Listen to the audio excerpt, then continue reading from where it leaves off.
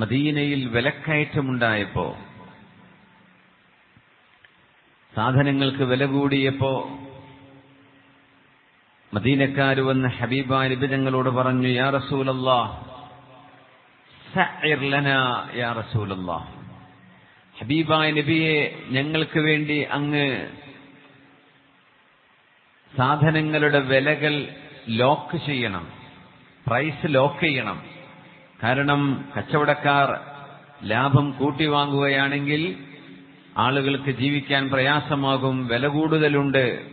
അതുകൊണ്ട് കച്ചവടക്കാരോട് മുഴുവൻ പുണ്യനബിയെ അങ്ങ് നിങ്ങൾ ഇത്ര വിലക്കേ വിൽക്കാവൂ എന്നൊരു നിയമം അങ്ങ് കൊണ്ടുവരണം എന്ന് നബി തങ്ങളോട് പറഞ്ഞ ഒരു സന്ദർഭം. നമ്മൾ ഈ സദസ്സിലിരിക്കുന്ന കച്ചവടക്കാരൊന്ന് കൈപൊക്കിയാട്ടെ, കച്ചവടം ചെയ്യുന്നവര് ഒന്ന് പൊക്കട്ടെ, കൈപൊക്കിക്കോളൂ. എത്ര പേരുള്ളൂ?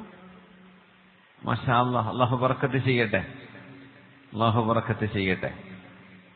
അലൈക്കും ബിസ്സൂഖ്. മദീനയിലെത്തിയപ്പോ പുണ്യനബി തങ്ങൾ സല്ലല്ലാഹു അലൈഹി വസല്ലം തങ്ങൾ നിർവഹിച്ചത് 4 കാര്യങ്ങളാണ്, പറഞ്ഞത് 4 എണ്ണമാണ്. അതിൽ 4-മത്തേത് അലൈക്കും ബിസ്സൂഖ്, നിങ്ങൾ അങ്ങാടിയിലേക്ക് പോകണം, കച്ചവടം ചെയ്യണം. ലാ തദഊഹാ ലിൽ യഹൂദ്, ജൂതന്മാർ മാത്രമാണ് മദീനയിൽ ഇപ്പൊ കച്ചവടം ചെയ്യുന്നത്, അതവരുടെ കുത്തകയായി മാത്രം മാറിപ്പോകരുത്.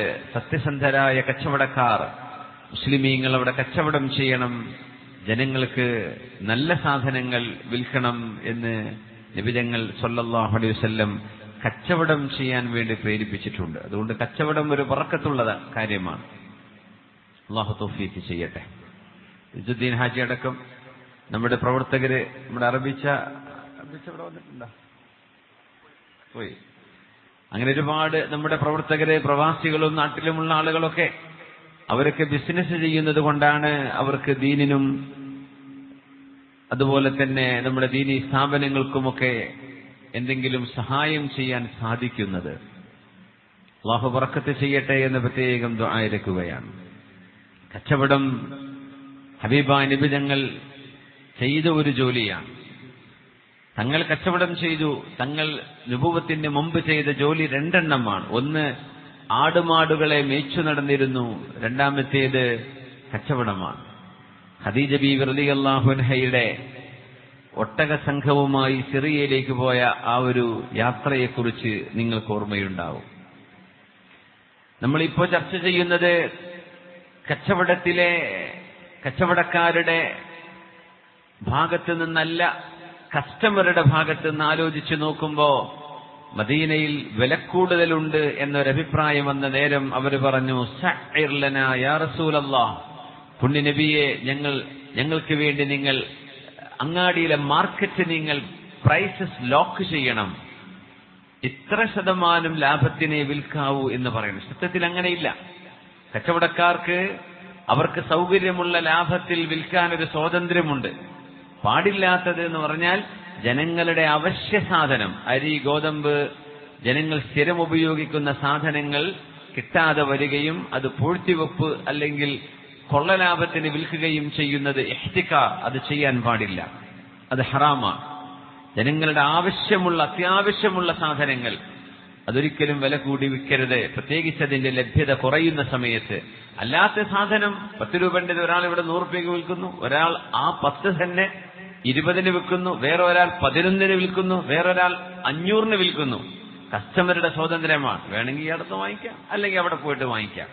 പക്ഷെ ഇത്രയേ ലാഭം എന്ന് ലാഭത്തിനൊരു നിയന്ത്രണം ശറഇലില്ല. ഇത്രയേ ലാഭം വാങ്ങിക്കാവൂ, അങ്ങനെയല്ല. കച്ചവടക്കാർക്ക് ലാഭം, അവർക്ക് ഇഷ്ടമുള്ള ലാഭത്തിന് വിൽക്കാം. കസ്റ്റമർ എന്ത് ചെയ്യണം? അവർക്ക് ബുദ്ധി വേണം. ഞാൻ ഇവിടുന്ന് വാങ്ങണോ, അവിടെ പോയിട്ട് ഒന്ന് അന്വേഷിക്കണോ, ഇവിടെ പോയിട്ട് വാങ്ങണോ? അവശ്യ സാധനങ്ങൾക്ക് ലഭ്യതയില്ലാതെ വരുമ്പോ വില കൂട്ടാൻ പാടില്ല. അതാണ് പ്രശ്നം.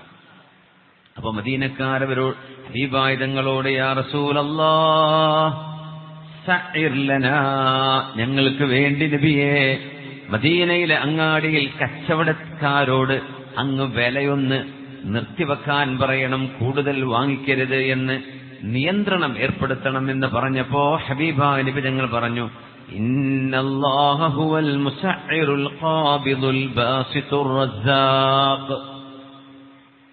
വില നിശ്ചയിക്കുന്നവൻ അല്ലാഹുവാണ്. അൽ ഖാബിദുൽ ബാസിത്, നിഅമത്തുകളെ പിടിച്ചു വെക്കുന്നതും നിഅമത്തുകളെ ഓപ്പൺ ചെയ്തു തരുന്നതും അർ-റാസിഖു, റിസ്ഖ് നൽകുന്നതും അല്ലാഹുവാണ്. അതുകൊണ്ട് കച്ചവടക്കാരോട് വില നിയന്ത്രിക്കണം, അല്ലെങ്കിൽ ലാഭം നിയന്ത്രിക്കണം എന്ന് പറയാൻ എനിക്ക് കഴിയില്ലല്ലോ. വഇന്നീ ലഅർജൂ അൻ അൽഖാ റബ്ബീ, നാളെ അല്ലാഹുവിന്റെ മുമ്പിലേക്ക് ഞാൻ കടന്നു ചെല്ലുമ്പോ വലൈസ അഹദും മിൻകും യത്ലുബുനി ബിമദ്ലമത്തിൻ ഫീ ദമിൻ വലാ മാലിൻ, നിങ്ങളിൽ ആരോടും ഒരാളോട് പോലും സാമ്പത്തികമായൊരു ഇടപാടോ രക്തപരമായൊരു ഇടപാടോ ഇല്ലാതെ അല്ലാഹുവിന്റെ മുമ്പിൽ വരണമെന്നാണ് എന്റെ ആഗ്രഹം.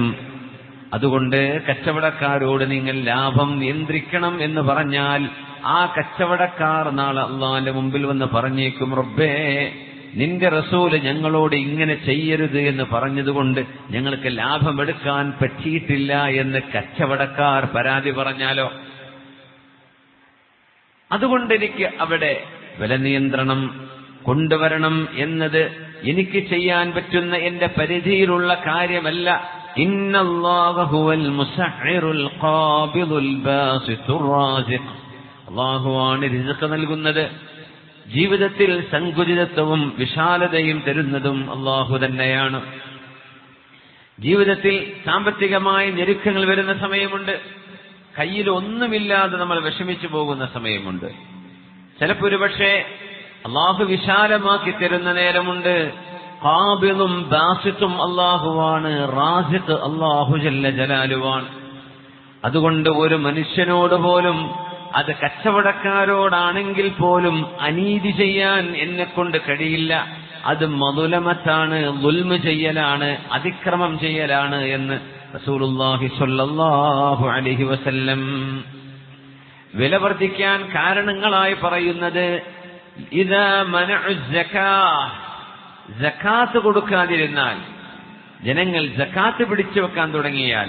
പിന്നെ പറഞ്ഞു വതആമലു ബിർറിബ, ജനങ്ങൾ പലിശ ഇടപാടുമായി ബന്ധപ്പെട്ടു കഴിഞ്ഞാൽ അങ്ങാടികളിൽ വിലക്കയറ്റമുണ്ടാകുമെന്ന് നബിയുനാ റസൂലുള്ളാഹി സ്വല്ലല്ലാഹു അലൈഹി വസല്ലം. വമുനിഅൽ ഖത്ർ, ആകാശത്ത് നിന്ന് ശുദ്ധമായ മഴവെള്ളം വരുന്നതും നിന്നുപോകും എന്നും ഹബീബുനാ റസൂലുള്ളാഹി സ്വല്ലല്ലാഹു അലൈഹി വസല്ലം. അതുകൊണ്ട് നമ്മൾ ശ്രദ്ധിക്കേണ്ട ഭാഗങ്ങൾ അതൊക്കെയാണ്. സകാത്ത് കൊടുക്കേണ്ട ആളുകൾ സകാത്ത് കൊടുക്കണം. പലിശ ഇടപാടുകൾ ജീവിതത്തിലേക്ക് ഇങ്ങനെ കയറി വരും. നിരന്തരം ചില കാര്യങ്ങളൊക്കെ സുലഭമായി നടക്കുമ്പോ ആളുകൾ വിചാരിക്കും അത് ഹലാലാണല്ലോ എന്ന് വിചാരിക്കും. പലതും അങ്ങനെയാണ്. ഒരുപാട് പലിശ ഇടപാടുകൾ ജനങ്ങൾ ഹലാലാക്കി മാറ്റുന്നതുണ്ട്. സത്യത്തിൽ ശരീഅത്തിന്റെ കാഴ്ചപ്പാടിൽ അത് നിഷിദ്ധമാണ്. സൂക്ഷ്മതയോടുകൂടെ കാര്യങ്ങളെ വീക്ഷിക്കുമ്പോൾ നമുക്കത് മനസ്സിലാവും. പല പോളിസികളും അങ്ങനെയാണ്. ഇൻഷുറൻസ് അടക്കമുള്ള പല കാര്യങ്ങളിലും ശരീഅത്തിന്റെ വളരെ കർക്കശമായ നിലപാടുകളുണ്ട്. അതൊന്ന് ആഴത്തിൽ നമ്മൾ പഠിച്ചാൽ മനസ്സിലാകും. ജനങ്ങൾ ചെയ്യുന്നുണ്ടല്ലോ എല്ലാവരും. Education loan, travel loan, business loan, home loan, house loan, gold loan, ഇങ്ങനെ ഏതിനും പലിശയുമായി ജനങ്ങൾ ഇടപെടുന്ന ഒരു കാലഘട്ടമാണിത്. അതുകൊണ്ട് പലിശ ഇടപാടുകളിൽ നിന്ന് വിട്ടുനിൽക്കാതെ ജീവിത ചെലവുകൾ കുറക്കാൻ കഴിയില്ല എന്ന വലിയൊരു പാഠം ഹബീബായ നബി തങ്ങൾ പഠിപ്പിച്ചിരിക്കുകയാണ് സ്വല്ലല്ലാഹു അലൈഹി വസല്ലം.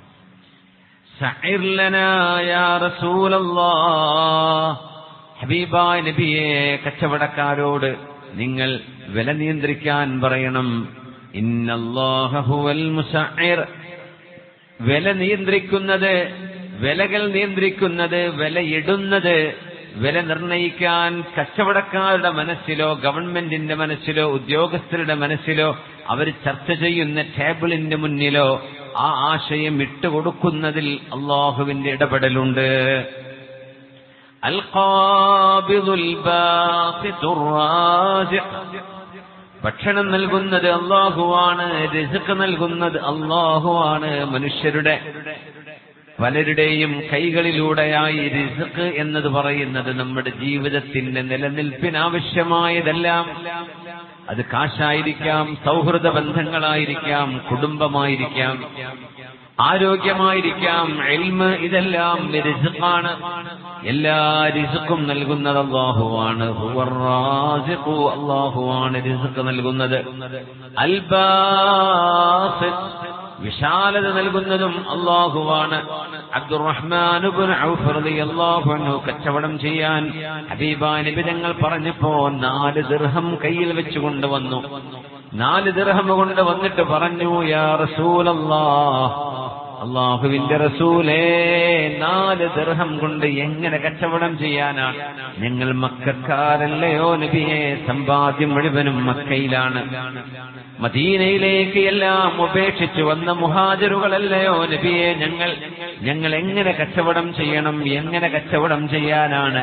ഇൻവെസ്റ്റ്മെന്റിന് ക്യാപിറ്റൽ വേണ്ടേ, സമ്പത്ത് വേണ്ടേ നബിയെ? അല്ലാഹുവിന്റെ ഹബീബ് പറഞ്ഞു, അബ്ദുറഹ്മാൻ ഇബ്നു ഔഫേ, ഉബ്സുത് യദക, നിങ്ങളുടെ കൈയൊന്ന് നീട്ടിക്കേ എന്ന് പറഞ്ഞു.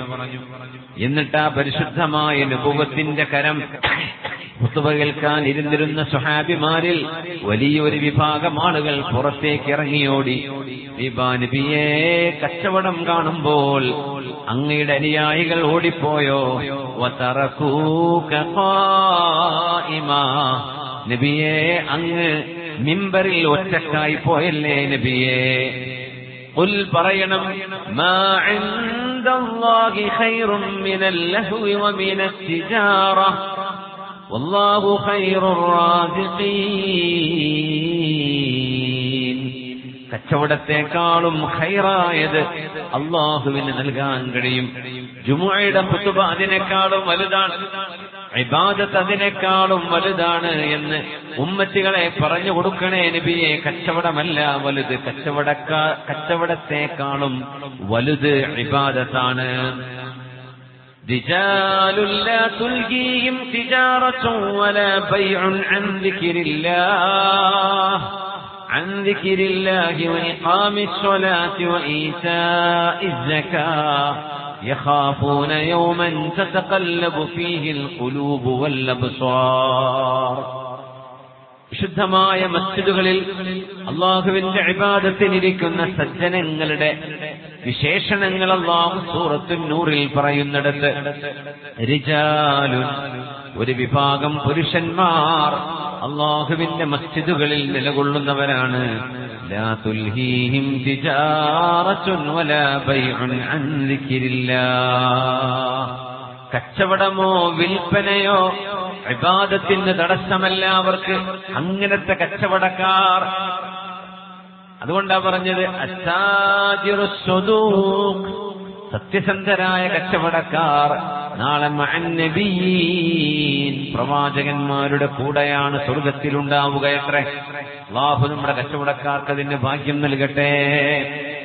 അങ്ങാടികൾ ഏറ്റവും കൂടുതൽ വെറുക്കപ്പെടാൻ കാരണം, ഇന്ന ശർറൽ ബിഖാഅ്, അല്ലാഹുവിന്റെ ഭൂമികളിലെ ഏറ്റവും ഷർറായ, ഏറ്റവും ദുഷിച്ച സ്ഥലങ്ങൾ ഏതാണ്?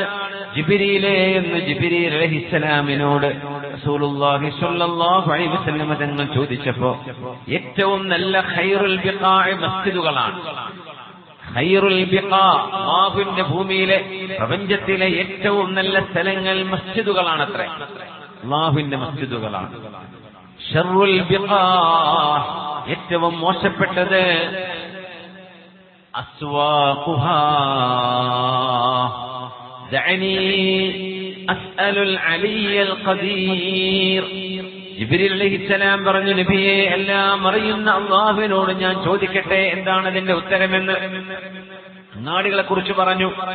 അങ്ങാടികൾ അല്ലാഹുവിന്റെ ദൃഷ്ടിയിൽ ഏറ്റവും ഷർറായ സ്ഥലങ്ങളാണ്. നമ്മളാണെങ്കിലോ ഷോപ്പിംഗ് മാളുകളിലേക്ക് ഓടും, അല്ലേ?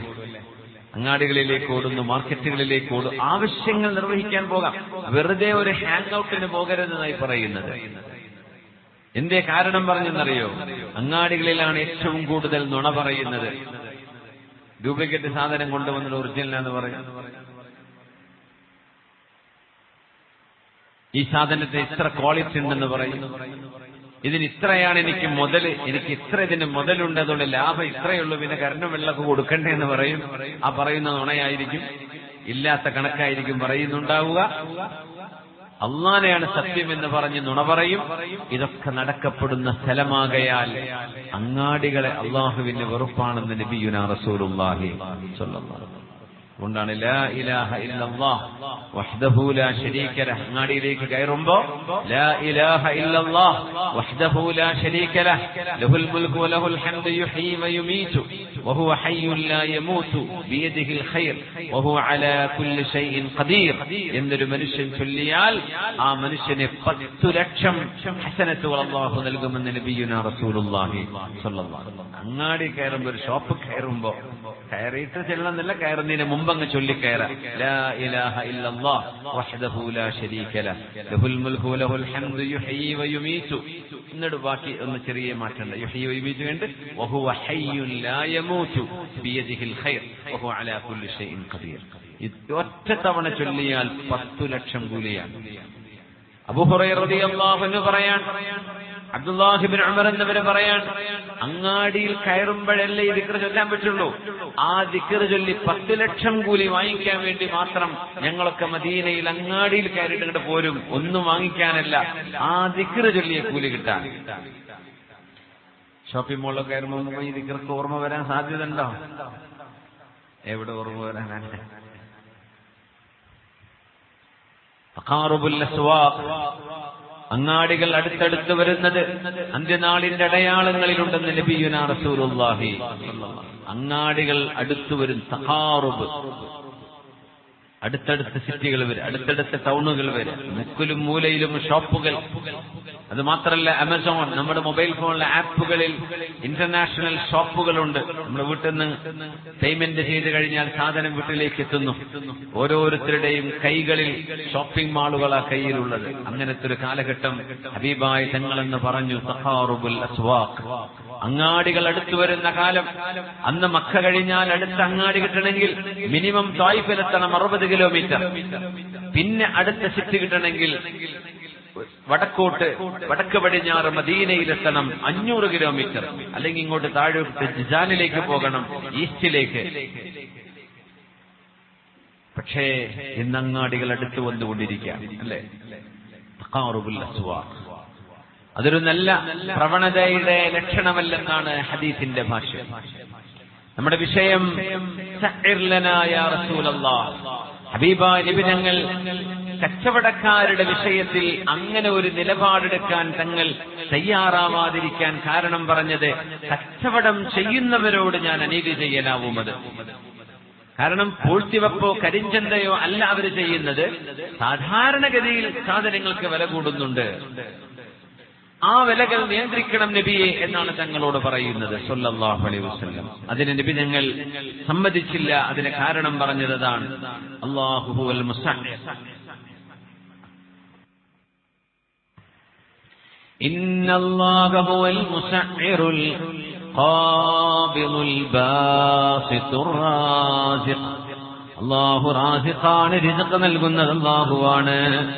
വഇന്നീ ലഅർജൂ അൻ അൽഖാ റബ്ബി, ഞാൻ അല്ലാഹുവിന്റെ മുമ്പിലേക്ക് നാളെ കടന്നു ചെല്ലുമ്പോൾ, യൗമ യഖൂമുൻ നാസു ലിറബ്ബിൽ ആലമീൻ, നാളെ അല്ലാഹുവിന്റെ മുമ്പിൽ എഴുന്നേറ്റ് നിൽക്കുന്ന ഒരു ദിവസം വരാനുണ്ട്. യൗമ യഖൂമുൻ നാസു ലിറബ്ബിൽ ആലമീൻ, ജനങ്ങളെല്ലാം അല്ലാഹുവിന്റെ മുമ്പിൽ എഴുന്നേറ്റ് നിൽക്കുന്ന ഒരു ദിവസം, ഭയാനകമായ ഒരു ചോദ്യം ചെയ്യലിനെ നേരിടുന്ന ഒരു ദിവസം. വമാ മിൻകും മിൻ അഹദിൻ ഇല്ലാ വയുകല്ലിമുഹു റബ്ബുഹു ലൈസ ബൈനഹു വബൈനഹു തർജുമാൻ. നിങ്ങളിൽ ഓരോരുത്തരോടും അല്ലാഹു നാളെ നേരിട്ട് ചോദ്യങ്ങൾ ചോദിക്കുമെന്നും നേരിട്ട് സംസാരിക്കുമെന്നും നിങ്ങൾക്കും അല്ലാഹുവിനും ഇടയിൽ ഒരു വിവർത്തകനില്ലാതെ, ഒരു തർജ്ജമക്കാരനില്ലാതെ, ഒരു ഇടനിലക്കാരനില്ലാതെ ഓരോരുത്തരോടും ഓരോ മനുഷ്യനോടും അല്ലാഹു നേരിട്ട് സംസാരിക്കുമെന്ന് നബിയുനാ റസൂലുള്ളാഹ് സ്വല്ലല്ലാഹു അലൈഹി വസല്ലം ആ ചോദ്യത്തിന്റെ ഒരു നേരത്തേക്ക് ഉത്തരം കണ്ടുവെക്കണമേ എന്ന് ഹബീബായ നബി തങ്ങൾ നമ്മളെ ഓർമ്മിപ്പിക്കുകയായിരുന്നു. അവിടുത്തെ ജീവിതം ഈ ഓർമ്മപ്പെടുത്തലാണ്. അവിടുന്ന് പറഞ്ഞു, ഞാൻ എന്റെ അല്ലാഹുവിന്റെ മുമ്പിലേക്ക് വരുമ്പോൾ നിങ്ങളിൽ ആരും നാളെ അല്ലാഹുവിന്റെ മുമ്പിൽ വന്നുകൊണ്ട് റബ്ബേ ഈ നബി എന്നോട് അനീതി ചെയ്തു എന്ന് എന്നോട് ഒരു അനീതിയുടെ പരാതി പറയരുത് എന്നാണ് എന്റെ ആഗ്രഹം. ഒരാളെ അടിച്ചുവെന്നോ, ഒരാളെ പ്രഹരിച്ചുവെന്നോ, ഒരാളെ വധിച്ചുവെന്നോ, ഒരാളുടെ ചോര ചിന്തിയെന്നോ, ഒരാളെ വേദനിപ്പിച്ചുവെന്നോ ഒരാളും എന്റെ റസൂൽ എന്നെ ഉപദ്രവിച്ചുവെന്ന് എന്റെ റബ്ബിനോട് പറയരുത്. അങ്ങനെ അല്ലാഹുവിനെ കാണാനാണ് ഞാൻ ആഗ്രഹിക്കുന്നത്. വലാ മാലിൻ, സമ്പത്തിന്റെ വിഷയത്തിലോ ഒരാളും എന്റെ മുമ്പിൽ വരരുത്. അല്ലാഹുവിനോട് വന്ന് പരാതി പറയരുത്. നബി തങ്ങൾ എനിക്ക് സാമ്പത്തികമായ പ്രയാസമുണ്ടാക്കി വെച്ചിട്ടുണ്ട് എന്ന് എന്റെ റബ്ബിന്റെ മുമ്പിൽ വെച്ച് ആരും എന്നെപ്പറ്റി പരാതി പറയരുത് എന്നാണ് എന്റെ ആഗ്രഹം. അതുകൊണ്ട് ഈ വിഷയത്തിൽ കച്ചവടക്കാരെ നിയന്ത്രിക്കുന്നത് ശരിയല്ല എന്ന് റസൂലുള്ളാഹി സ്വല്ലല്ലാഹു അലൈഹി വസല്ലം. മദ്ലമത്ത് അൽദുൽമു ദുൽമാതുൻ യൗമൽ ഖിയാമ, അനീതി എന്നത് പല വിധമാണ്. അനീതി നാളെ അല്ലാഹുവിന്റെ മുമ്പിലേക്ക് വരുമ്പോൾ ഇരുട്ടാണ് എന്ന് റസൂലുള്ളാഹി സ്വല്ലല്ലാഹു അലൈഹി വസല്ലം. ഏറ്റവും നല്ല മനുഷ്യൻ സംഹുൻ ഇദാ ബാഅ വസംഹുൻ ഇദാ ഇശ്തറാ, വാങ്ങിക്കുമ്പോഴും വിൽക്കുമ്പോഴും മാന്യമായി പ്രയാസപ്പെടുത്താതെ ബുദ്ധിമുട്ടാക്കാതെ കച്ചവടം ചെയ്യുന്നവരും ബുദ്ധിമുട്ടാക്കാതെ വാങ്ങിക്കുന്നവരുമാണ് ഏറ്റവും നല്ല മനുഷ്യരെന്ന് മുഅ്മിനീങ്ങളിൽ ഏറ്റവും നല്ലവരെ കുറിച്ച് നബി തങ്ങൾ പറഞ്ഞു. സംഹൻ ഇദാ ബാഅ, സംഹൻ ഇദാ ഇബ്താഅ, വസംഹൻ ഇദാ ഇശ്തറാ. വാങ്ങിക്കുമ്പോൾ പ്രയാസപ്പെടുത്തരുത്. എങ്ങനെ? ഒരാൾ വന്നിട്ട്, ഒരു കസ്റ്റമർ വന്ന് ഒരു കച്ചവടക്കാരനോട് 10-15 മിനിറ്റൊക്കെ സംസാരിച്ച് എന്നാ ഞാൻ നാളെ വരട്ടോ എന്ന് പറഞ്ഞ് ഇറങ്ങിപ്പോവാ. അതാ കച്ചവടക്കാരന്റെ സമയം നഷ്ടപ്പെടുത്തല. വാങ്ങിക്കാൻ ഉദ്ദേശമല്ല, ഇതെത്രയാ, ഇതിനെത്രയാ, ഇതെന്താ, അതങ്ങനെയാ, വേറെ കളറുണ്ടോ, വേറെ കമ്പനി ഉണ്ടോ, ഇതൊക്കെ നോക്കി ആ സാധു താഴ്ന്നും മേരുന്നും സാധനങ്ങളൊക്കെ എടുത്ത് വലിച്ചിട്ട് തന്ന് പറഞ്ഞു വേളൊക്കെ പറഞ്ഞ് എന്നാ പിന്നെ ഞാൻ വരട്ടോ. എന്തിന്? അങ്ങനെ ചെയ്യാൻ പാടില്ല. ഒരു മനുഷ്യന്റെ സമയമല്ലേ കളയുന്നത്? അയാൾക്ക് ആ നേരം കൊണ്ട് വേറെ എന്തെല്ലാം പണി ചെയ്യാൻ, വേറെ എത്ര കസ്റ്റമറെ ഡീൽ ചെയ്യാൻ പറ്റും?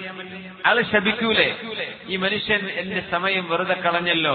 അങ്ങനെ ചെയ്യരുത്. കച്ചവടക്കാരും അങ്ങനെയാണ്, കസ്റ്റമറോട് ഏറ്റവും നന്നായി പെരുമാറണമെന്നാണ്. സംഹൻ ഇദാ ബാഅ, കച്ചവടം ചെയ്യുമ്പോ വളരെ പുഞ്ചിരിച്ചും സ്നേഹത്തോടെയും നിങ്ങൾ ചെയ്യുകയാണെങ്കിൽ കച്ചവടം എന്നത് ഇബാദത്താണ്. കച്ചവടം ഒരു ഇബാദത്താണ്. കച്ചവടം ജനങ്ങൾക്ക് സേവനം ചെയ്യലാണ്. ജനങ്ങളുടെ അവശ്യ സാധനങ്ങളെ അവർക്ക് എത്തിച്ചു കൊടുക്കലാണ്. അവർക്ക് ജീവിക്കാൻ ആവശ്യമായത് സൗകര്യം ചെയ്തു കൊടുക്കലാണ്. അങ്ങനത്തെ ഒരു സംവിധാനമാണ് കച്ചവടം. അതുകൊണ്ട് പൈസ ഉണ്ടാക്കുക എന്ന ലക്ഷ്യം മാത്രമാവരുത്. കച്ചവടക്കാർ മുഴുവനും ഞങ്ങൾ ജനസേവനം കൂടിയാണ് ചെയ്യുന്നത് എന്ന് നിയ്യത്ത് വെച്ചാൽ അതിന് കൂലി കിട്ടും. മഹാനായ തിബറ്റ് ഉസ്താദ് അവറുകൾ കച്ചവടക്കാരോട് എപ്പോഴും പറയാറുണ്ടത്, തിബറ്റ് ഉസ്താദിന്റെ ആ ഒരു ത്വരീഖത്തിൽ ഇന്ന് ജീവിച്ചിരിപ്പുള്ള 2 മഹാന്മാരാ ഉള്ളത്. ഉസ്താദിൽ നിന്ന് നേരിട്ട് അതിന്റെ ഖിലാഫത്ത് വാങ്ങിക്കുകയും ബൈഅത്ത് കൊടുക്കാൻ അധികാരവുമുള്ള 2 മഹാന്മാരിന്ന് ജീവിച്ചിരിപ്പുണ്ട്. ഒന്ന് ബഹുമാന്യരായ ബാഅലവി പുക്കോയ് തങ്ങളവറുകൾ, പിന്നെ മഹാനായ ഡോക്ടർ ബഹാവുദ്ദീൻ മുഹമ്മദ് നദവി ഉസ്താദ്. ഈ 2 മഹാന്മാരെയാണ് തിബറ്റ് ഉസ്താദ് ആ ദൗത്യം ഏൽപ്പിച്ചു പോയത്. ബഹാവുദ്ദീൻ ഉസ്താദിനെ അറിയാത്തവരുണ്ടാവും. ഉസ്താദിന് ഇങ്ങനെ ഒരു ആത്മീയ സരണിയുടെ ഉത്തരവാദിത്വം മഹാനായ തിബറ്റ് ഉസ്താദ് ഏൽപ്പിച്ചു കൊടുത്തതാണ്. ഞാൻ പറയുന്നത് ബാലിവിത്തങ്ങളെ ഇതേപോലെ ഏതെങ്കിലും കച്ചവട സ്ഥാപനങ്ങളുടെ ഉദ്ഘാടനമോ മറ്റൊക്കെ ഉണ്ടെങ്കിൽ തങ്ങള് കച്ചവടക്കാരെ വിളിച്ചു പറയുന്നത് ഞാൻ കേട്ടിട്ടുണ്ട്. സാധു പറയായിരുന്നു എന്ന് പറയും, കച്ചവടക്കാർ വെറും ഒരു പൈസ ഉണ്ടാക്കാൻ വേണ്ടിയുള്ള പണിയായിട്ട് ഇതിനെ കാണരുത്, നിങ്ങൾ ഇതൊരു സേവനമായി നിയ്യത്ത് ചെയ്യണം, എന്നാൽ ഇതിന് കൂലി കിട്ടും. കച്ചവടം ഒരു സേവനമാണ്, അങ്ങനെയാവണം. അതുകൊണ്ട് ബുദ്ധിമുട്ടാക്കുന്ന അവസ്ഥകൾ കസ്റ്റമറുടെ ഭാഗത്തുനിന്നുണ്ടാവരുത്, കച്ചവടക്കാരുടെ ഭാഗത്തുനിന്നുണ്ടാവരുത്. രണ്ടുപേരും ശ്രദ്ധിക്കണം. സംഹൻ ഇദാ ബാഅ വസംഹൻ ഇദാ ഇശ്തറാ. ദുൽമ് ജനങ്ങൾക്ക് പ്രയാസമുണ്ടാക്കുന്ന സംഗതിയാണ്. അവര് വഞ്ചിക്കപ്പെടുന്നു എന്ന് തോന്നുന്നത്. ഒരു മനുഷ്യനായി ജനിക്കുന്നതോടുകൂടെ അള്ളാഹു അനുവദിക്കുന്ന ചില അവകാശങ്ങളുണ്ട്. അൽ ഹഖൂഖുൽ ഇൻസാനിയ്യ, ജനങ്ങളുടെ ഹ്യൂമൻ റൈറ്റ്സ്, മനുഷ്യരുടെ അവകാശങ്ങള് ഹബീബായ നബി ഞങ്ങൾ അത് അനുവദിച്ചു കൊടുത്തു. ഒരു മനുഷ്യന്റെ അഭിമാനം, ഒരാളുടെ സമ്പത്ത്, ഒരാളുടെ ശരീരം, ഇത് മൂന്നും നിങ്ങൾക്ക് ഹറാമാണ് എന്ന് ഹബീബുനാ റസൂലുള്ളാഹി സ്വല്ലല്ലാഹു അലൈഹി വസല്ലം. ദമുഹു വഇർളുഹു വമാലുഹു. അറഫാ ദിനത്തിൽ ഹജ്ജത്തുൽ വിദാഇന്റെ വിടവാങ്ങൽ പ്രസംഗം നബി ഞങ്ങൾ നടന്നുകൊണ്ടിരിക്കുമ്പോ ജനങ്ങളെ മുഴുവനും വിളിച്ചു വരുത്തി. എല്ലാവരും ഒരേ ചീർപ്പിന്റെ പല്ല് പോലെ ഒരേ സ്ഥാനക്കാർ. അല്ലാഹുവിന്റെ മുമ്പിൽ മുൻപന്തിയിൽ നിൽക്കുന്നവർ തഖ്വയുള്ളവർ മാത്രം. എല്ലാവരും ആദം നബിയുടെ മക്കൾ. ആദം നബിയാണെങ്കിലോ മണ്ണിൽ നിന്ന് കുല്ലുക്കും മിൻ ആദം വ ആദമു മിൻ തുറാബ വലാ ലി അസ്വദ അലാ അബിയദ ഇല്ലാ ബിത്തഖ്വാ. ഒരു അറബി അല്ലാത്തവനേക്കാൾ സ്ഥാനമുള്ളവനല്ല. അറബി അല്ലാത്തൊരു യൂറോപ്യനോ അമേരിക്കനോ ഒരു കനേഡിയനോ അറബിയേക്കാൾ മീതയുമല്ല. വെളുത്തവന് കറുത്തവനേക്കാളോ കറുത്തവന് വെളുത്തവനേക്കാളോ സ്ഥാനമില്ല. ഇല്ലാ ബിത്തഖ്വാ. നിങ്ങളിൽ ആരാണോ അല്ലാഹുവിനെ ഏറ്റവും കൂടുതൽ ഭയപ്പെടുന്നത് അവർക്ക് മാത്രമാണ് സ്ഥാനം. ഇത് പറഞ്ഞുകൊണ്ട് ഞങ്ങൾ ചോദിച്ചു, സഹാബികളെ നിങ്ങൾക്കറിയുമോ മാ ബലദുക്കും ഹാദാ, ഈ നാടിന്റെ പേരെന്താ നിങ്ങൾക്കറിയുമോ? ഈ നാടിന്റെ പേരെന്താണെന്നറിയുമോ? വമാ യൗമുക്കും ഹാദാ, ഈ നാളേതാണ്, ദിവസമേതാണെന്നറിയുമോ? വമാ ശഹ്റുക്കും ഹാദാ, ഇത് ഏത് മാസമാണെന്നറിയുമോ? സഹാബികൾക്കറിയാമായിരുന്നത് ഹറമാണ്, അത് ദുൽഹിജ്ജ മാസമാണ്, യൗമുൽ അറഫ, യൗമു അറഫയാണ്. എന്നാൽ നബി ഞങ്ങൾ അതിന് പുതിയ വല്ല പേരും നിർദ്ദേശിക്കുകയാണോ എന്ന് ആലോചിച്ചുകൊണ്ടവർ പറഞ്ഞു, അല്ലാഹു വറസൂലുഹു അലം, അല്ലാഹുവിനറിയാം, അവിടുത്തെ റസൂലിനറിയാം. അവിടുന്ന് പറഞ്ഞു, അലൈസ ഹാദാ യൗമുൻ നഹർ, ഇത് യൗമുൻ നഹർ അല്ലയോ ഇബ്രാഹിം അലൈഹിസ്സലാം ബലിദാനം ചെയ്ത ദിവസമല്ലയോ ഇത് ബലിപെരുന്നാൾ ദിവസമല്ലയോ? അറഫ കഴിഞ്ഞ് പിറ്റേ നാളിലാണ് ഹബീബിന്റെ പ്രഖ്യാപനം. ഇത് ബലിപെരുന്നാൾ ദിവസമല്ലയോ? ഇത് പരിശുദ്ധമായ ഹറമല്ലയോ? പരിശുദ്ധമായ ദുൽഹിജ്ജ മാസമല്ലയോ? അതേ റസൂലേ, ബലാ യാ റസൂലല്ലാഹ്. എന്നാൽ നിങ്ങൾ ഓരോരുത്തരുടെയും ശരീരം, നിങ്ങളുടെ കൈകാലുകൾ, നിങ്ങളുടെ ശരീരം അല്ലാഹു നൽകുന്ന നിങ്ങളുടെ അമാനത്ത്, ആ അമാനത്തിനെ പ്രഹരിക്കുവാനോ കേടുവരുത്തുവാനോ നശിപ്പിക്കുവാനോ ഒരു മനുഷ്യനും അല്ലാഹു അധികാരം നൽകിയിട്ടില്ല. നിങ്ങളുടെ സമ്പത്തും വസല്ലം. അതുകൊണ്ട് ദുൽമ് ദുലുമാതുൻ, അൽദുൽമു ദുലുമാതുൻ യൗമൽ ഖിയാമ. ഒരാളുടെ അഭിമാനത്തിന് ക്ഷതം വരുത്തുന്നത് ആ മനുഷ്യനോട് ചെയ്യുന്ന ദുൽമാണ്. ഒരാളുടെ സമ്പത്തിൽ കൈകടത്തുന്നത് അവരോട് ചെയ്യുന്ന ദുൽമാണ്. ഒരാളുടെ ദേഹത്തിന് ഉപദ്രവം ഏൽപ്പിക്കുന്നതും ദുൽമാണ്.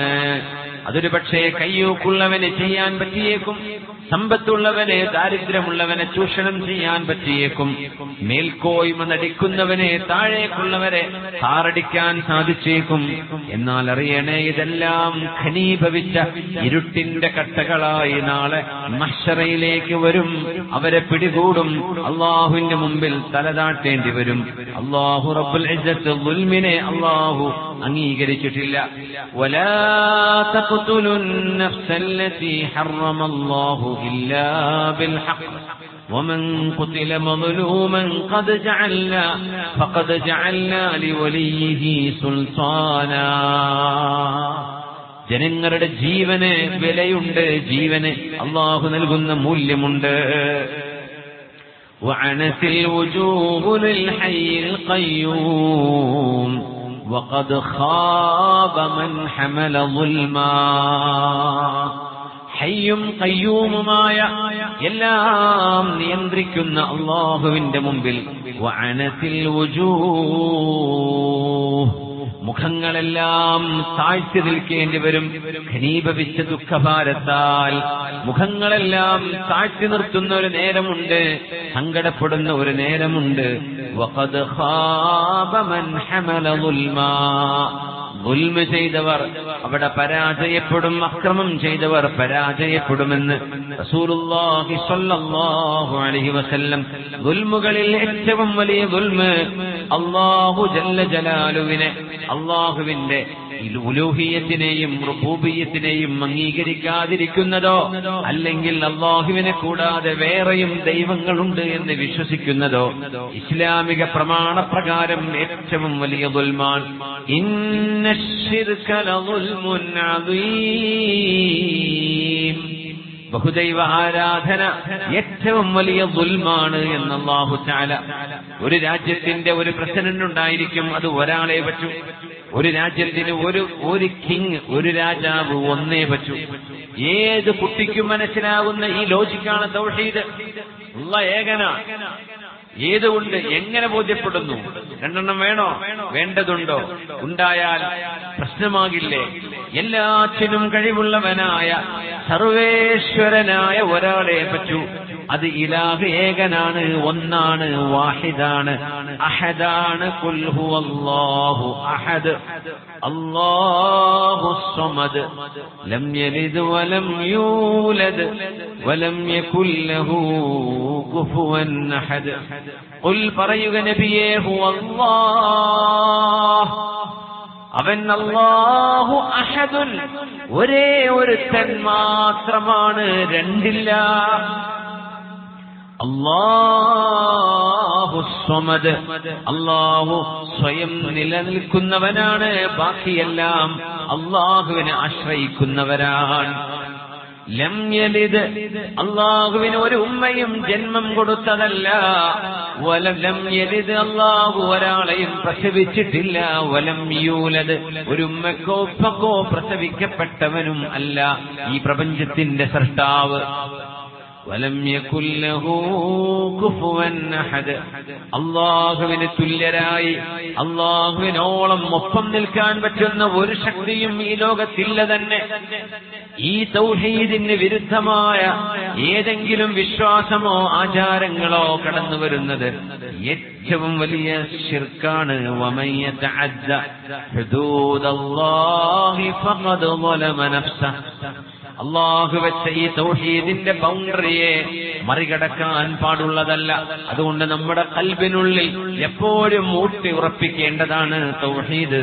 ഇന്നശ്ശിർക ലദുൽമുൻ അദീം. നമ്മുടെ വിശ്വാസങ്ങളിലോ ആചാരങ്ങളിലോ അല്ലാഹുവേതര ദൈവങ്ങളോടുള്ള കടപ്പാടുകളോ അല്ലെങ്കിൽ ആരാധനയോ വന്നു പോകുന്നത്, പ്രത്യേകിച്ച് സഹോദരിമാരെ നിങ്ങൾ പ്രത്യേകം ശ്രദ്ധിക്കണമെന്ന് ഞാൻ ഉണർത്തുകയാണ്. നമ്മുടെ ഈ ഭാഗങ്ങളിലൊക്കെ കണ്ടുവരുന്ന ഒരു പ്രവണതയുണ്ട്. എന്തെങ്കിലും ഒരു വിഷയവുമായി നമ്മൾ ഇടപെടുമ്പോ ആരെങ്കിലും പറയും സിഹറുണ്ട്, ആരെങ്കിലും പറയും അവിടെ പിശാചിന്റെ ഉപദ്രവമുണ്ട് നിങ്ങൾക്ക്. അത് അറിയുന്നവരും അറിയാത്തവരുമുണ്ട് ഈ വിഷയത്തിലൊക്കെ. അല്ലെങ്കിൽ പറയും സർപ്പത്തിന്റെ ശാപമുണ്ട്, എന്നിട്ട് ആ ശാപം പോകണമെങ്കിൽ ഇന്നാലിന്ന സ്ഥലത്ത് കൊണ്ടുപോയി നേർച്ച ചെയ്യണം. അതോ ശറഅ് അംഗീകരിക്കുക അല്ലാഹുവിന്റെ ഇബാദത്തിനോട് ഘടകവിരുദ്ധമായ ആരാധന നടക്കുന്ന ഒരിടത്തേക്ക് പോകാൻ വേണ്ടി പോകാൻ പറയുന്നവർ എത്ര വലിയ ശൈത്താന്മാരാണ്.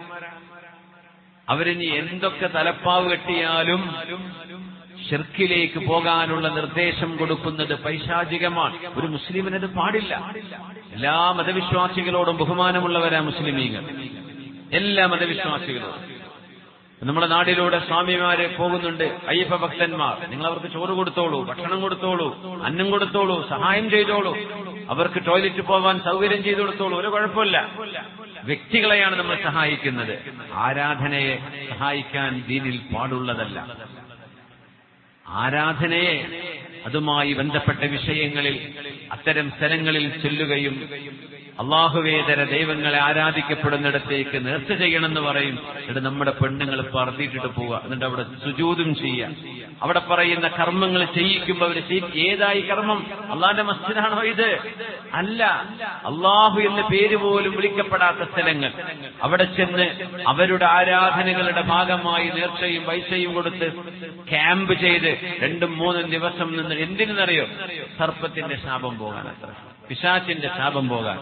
ആ പോകുമ്പോഴേക്കും മുശ്രിക്കത്തായിട്ടല്ലേ നിങ്ങൾ വീട്ടിലേക്ക് തിരിച്ചു വരുന്നത്? ഇസ്ലാമെന്ന് പുറത്തു പോയിട്ടല്ലേ തിരിച്ചു? മുർത്തദല്ലേ? ഇസ്ലാമെന്ന് പുറത്തു പോകില്ലേ? മൻ അതാ കാഹിനൻ ഔ അറാഫൻ ഫസദ്ദഖഹു മാ യഖൂൽ ഫഖദ് കഫറ ബിമാ ഉൻസില അലാ മുഹമ്മദിൻ സ്വല്ലല്ലാഹു അലൈഹി വസല്ലം. കൈരേഖ നോക്കുന്ന ഒരാളുടെ അടുത്ത് നിങ്ങൾ പോയാൽ, ഹദീസ് സ്വഹീഹാൻ, നമ്മുടെ ആലിമീങ്ങളെ ഹദീസിൽ ചർച്ച ചെയ്തു. ഒരു കൈരേഖ നോക്കുന്ന ഒരാൾ പറയും, വര കണ്ടിട്ട് ഞാൻ പറയാം എത്ര ആയുസുണ്ട്, ഈ രേഖ നോക്കിയിട്ട് ഞാൻ പറയാം, ഭാവി പറയാം, ഭൂതം പറയാം എന്നാരെങ്കിലും വാദിക്കുന്നുണ്ടെങ്കിൽ അവരെടുത്ത് പോയി പൈസ കൊടുത്തു, എന്റെ കൈ ഒന്ന് നോക്കിക്കേ, വെറുതെ ഒന്ന് നോക്കിപ്പിച്ചു. ഔ അറാഫൻ, അല്ലെങ്കിൽ രാശി നോക്കിയിട്ട് നിങ്ങളുടെ ഭാവിയും ഭൂതവും പ്രവചിക്കുന്ന ആളുകള്, പറയുന്ന ആളുകള്, അവരെ നിങ്ങൾ സമീപിക്കുകയും അയാള് പറയുന്നതാണ് സംഭവിക്കുന്നത്, ഇയാള് പറഞ്ഞ പോലെ എന്റെ ജീവിതത്തിൽ സംഭവിക്കും എന്ന് നിങ്ങൾ വിശ്വസിക്കുകയും ചെയ്താൽ ഫഖദ് കഫറ ബിമാ ഉൻസില അലാ മുഹമ്മദിൻ, ഹബീബായ നബിക്ക് അല്ലാഹു ഇറക്കിയ, എനിക്ക് അല്ലാഹു ഇറക്കി തന്ന തൗഹീദിന്റെ ഈ ഇസ്ലാമിൽ നിന്ന് അവർ കാഫിറായിരിക്കുന്നുവെന്ന് നബിയുനാ റസൂലുള്ളാഹി സ്വല്ലല്ലാഹു അലൈഹി വസല്ലം. എന്റെ കാര്യങ്ങൾ നിയന്ത്രിക്കുന്നത് അല്ലാഹുവാൻ. അൽ ഖാദിറുൽ മുഖ്തദിർ, അല്ലാഹും ഖദറും എന്ന് പറഞ്ഞത് ഈമാൻ കാര്യത്തിൽപ്പെട്ടതാ. ഈമാൻ കാര്യത്തിലെ അവസാനത്തെ റുക്കൻ എന്താണ്? അൽ ഈമാനു ബിൽ ഖദാഇ വൽ ഖദരി ഖൈരിഹി വശർരിഹി മിനല്ലാഹ്. ആകാശത്തെവിടെയോ കിടക്കുന്ന ഒരു നക്ഷത്രവും നിങ്ങളുടെ ഭാവി നിയന്ത്രിക്കുന്നില്ല. നിങ്ങളുടെ കൈരേഖയോ നിങ്ങളുടെ രാശിയോ ഒന്നുമേ നിങ്ങളുടെ ഖദറും ഖദാഉം നിശ്ചയിക്കുന്നതല്ല. ആരാ നിശ്ചയിക്കുന്നത്? അല്ലാഹു ജല്ല ജലാലുഹു. ഇത് വിശ്വസിച്ചാലല്ലേ മുഅ്മിനാവുള്ളൂ, ഇത് വിശ്വസിച്ചാലല്ലേ ഈമാൻ കാര്യം പൂർത്തിയാവുള്ളൂ. അതിന് വിരുദ്ധമല്ലേ ഇത്? ഹോറോസ്കോപ്പ് എന്ന് പറയും, അല്ലെങ്കിൽ ആസ്ട്രോളജി എന്ന് പറയും. രാശി നോക്കുക ഹറാമാണ്, പഠിക്കാൻ പോലും പാടില്ലാത്ത കാര്യമാണ്. സിഹർ പോലെ ഗുരുതരമായ തെറ്റാണത്, അതിലേറെ വലുതാണത്. ഇസ്ലാമെന്ന് പുറത്തു പോകുമെന്ന് തങ്ങൾ പറഞ്ഞു സ്വല്ലല്ലാഹു അലൈഹി വസല്ലം. എന്നിട്ട് നമ്മുടെ പെണ്ണുങ്ങളൊക്കെ ഇറങ്ങി നടക്കാൻ ഇതുപോലെയുള്ള സ്ഥലങ്ങളിൽ. എല്ലാ മതവിശ്വാസികളും അവരവരുടെ മതം ഏറ്റവും നല്ല മതമാണെന്ന് വിശ്വസിക്കുന്നവരാണ്. അങ്ങനെ വിശ്വസിക്കാൻ ഒരു പൗരന് നമ്മുടെ രാജ്യത്ത് അവകാശമുണ്ട്, അർഹതയുണ്ട്. ഇതൊന്നും കുഴപ്പമില്ല. ഒരു മുസ്ലിം അവരുടെ ഇസ്ലാമിന്റെ വിശ്വാസം മനസ്സിലാക്കണം. മുസ്ലിമിന് ഇസ്ലാം ബോധ്യപ്പെടണം, ഹൈന്ദവ സഹോദരന് ഹൈന്ദവത ബോധ്യപ്പെടണം, ക്രിസ്ത്യാനിസം പഠിക്കണം, ജൂതമതം പഠിക്കണം. അവരവരുടെ ആശയങ്ങളിൽ അവർ ഉറച്ചു നിൽക്കണം. അതുകൊണ്ട് മുസ്ലിമീങ്ങളുടെ വിശ്വാസത്തിന് ഘടകവിരുദ്ധമായ ശിർക്കിന്റെ ഇബാദത്തുകളിലേക്ക് 80% വരുന്ന ഓഡിയൻസിൽ 80% മുസ്ലിം നാമധാരികളായ ആളുകളാണ് എന്ന് പറഞ്ഞു കേൾക്കുന്നത് എത്ര ദുഃഖകരമാണ്. ഇത്രയും വലിയ ഇൽമും ദീനും മദ്രസയും വാദും നടക്കുന്ന നമ്മുടെ നാട്ടിലെ മലയാളികളായ പെണ്ണുങ്ങൾ പർദ്ദയും ധരിച്ചിട്ട് സിഹിർ പോക്കാനെന്നും പറഞ്ഞിട്ട് മറ്റു ആരാധനാലയങ്ങളിലേക്ക് കയറിച്ചെന്ന് ചുറ്റുകയും കറങ്ങുകയും തവാഫ് ചെയ്യുകയും സുജൂദ് ചെയ്യുകയും നേർച്ചയാക്കുകയും ചെയ്തിട്ട് കടന്നു വരുന്ന വരവ് ഇസ്ലാമെന്ന് പുറത്തു പോയിട്ടാണ് വരുന്നത് എന്ന് തിരിച്ചറിഞ്ഞു. ഇതുവരെ അറിയാതെ ചെയ്തതാണെങ്കിൽ അള്ളാഹു പുറത്തു തരട്ടെ. ഖുർആൻ കൊണ്ട് തീർക്കാൻ പറ്റാത്ത ഒരു പിശാചും ലോകത്തില്ല. ഖുർആൻ ഓതിയിട്ട് ഓടിക്കാൻ പറ്റാത്ത ഒരു പിശാചും അള്ളാന്റെ ഭൂമിയിലില്ല. ബാങ്ക് കേട്ടാൽ ഓടുന്ന ആളാ ശൈത്താൻ. പക്ഷേ അത് ഓതേണ്ട ആളുകളുടെ നാവിലൂടെ ഓതണമെന്ന് മാത്രം. ഏതെങ്കിലും ബോർഡും വെച്ചിട്ടേ ഇതൊക്കെ നമുക്ക് ചെയ്തു തരാൻ പറ്റും എന്ന് പറയുന്ന ആളുകൾ അവർ ഈമാനുണ്ടോ, അവർക്ക് ഇൽമുണ്ടോ? ഇതൊരു ഇൽമിന്റെ വിഷയമാണ്. ഇൽമില്ലാതെ കണ്ട പുസ്തകം വായിച്ചിട്ടെങ്ങാനും അസ്മാവും ദോൽസമാത്തും പറഞ്ഞിരുന്നാൽ അവർ ചെയ്യുന്ന പണി സിഹറിന്റെ പണിയാണെന്ന് പോലും അവർക്കറിയില്ല. സിഹറിന്റെ പണിയായിരിക്കും ഈ കള്ളിക്കൂട എഴുതുന്നത്. അതിൽ പറ്റുന്നതും പറ്റാത്തതുമുണ്ട്. അറിയണമെങ്കിൽ ഇൽമ് വേണം, അറിവ് വേണം. ശരീഅത്തിന്റെ ഇൽമ് പഠിക്കാത്ത ആളുകൾ ഇതിൽ ഇരിക്കാൻ പിരിഞ്ഞാൽ ആളുകളുടെ ഈമാനല്ലേ നഷ്ടമായി പോകുന്നത്. ഇന്ന ശിർക ലദുൽമുൻ അദീം, ഏറ്റവും വലിയ ദുൽമാൻ ഇതുപോലെയുള്ള ശിർക്കുകൾ എന്ന് പരിശുദ്ധമായ ഖുർആൻ. നമ്മൾ ഖുർആന്റെ ആളുകളാവണ്ടേ? നമ്മൾ അള്ളാന്റെ ആളുകളിൽ റജബ് മാസമല്ലേ ഇത്? ശഅബാനും റമദാനും ആർക്കുള്ളതാ? അള്ളാന്റെ ഇബാദത്തിന് വേണ്ടി റബ്ബ് മാറ്റിവെച്ച സമയല്ലേ? അള്ളാഹുലേക്ക് നമുക്ക് മടങ്ങണ്ടേ? നമ്മുടെ ഈമാൻ കാത്തു സൂക്ഷിക്കണ്ടേ? നമുക്കിവിടെ തൊട്ടടുത്തുള്ള മഹാനായ കുമ്പോൽ സാദാത്യങ്ങൾ ഇവിടെ ഉണ്ട്. ഉസ്താദുമാർ സമസ്തയുടെ ജമിയത്തുൽ ഉലമയുടെ മുശാവറ മെമ്പർ കൂടിയാണ് മഹാനായ ബംബ്രാൻ ഉസ്താദ് അവர்கள். ഒരുപാട് ആലിമീങ്ങൾ നമ്മുടെ നാട്ടിലില്ലേ? അവരോടൊക്കെ വന്നൊന്ന് മന്ത്രിച്ചൂതിയാൽ മഹാനായ കുഞ്ഞിക്കോയത്തങ്ങളുടെ അടുത്താണ്. അള്ളാഹുർക്ക് ദീർഘായുസ്സും ആഫിയത്തും കൊടുക്കട്ടെ. ആ കുടുംബത്തിലെ സാദാത്യങ്ങൾ, പാണക്കാട് കുടുംബം, മറ്റ് സാദാത്യങ്ങൾ എല്ലാവർക്കും അള്ളാഹു ദീർഘായുസ്സും ആഫിയത്തും കൊടുക്കട്ടെ.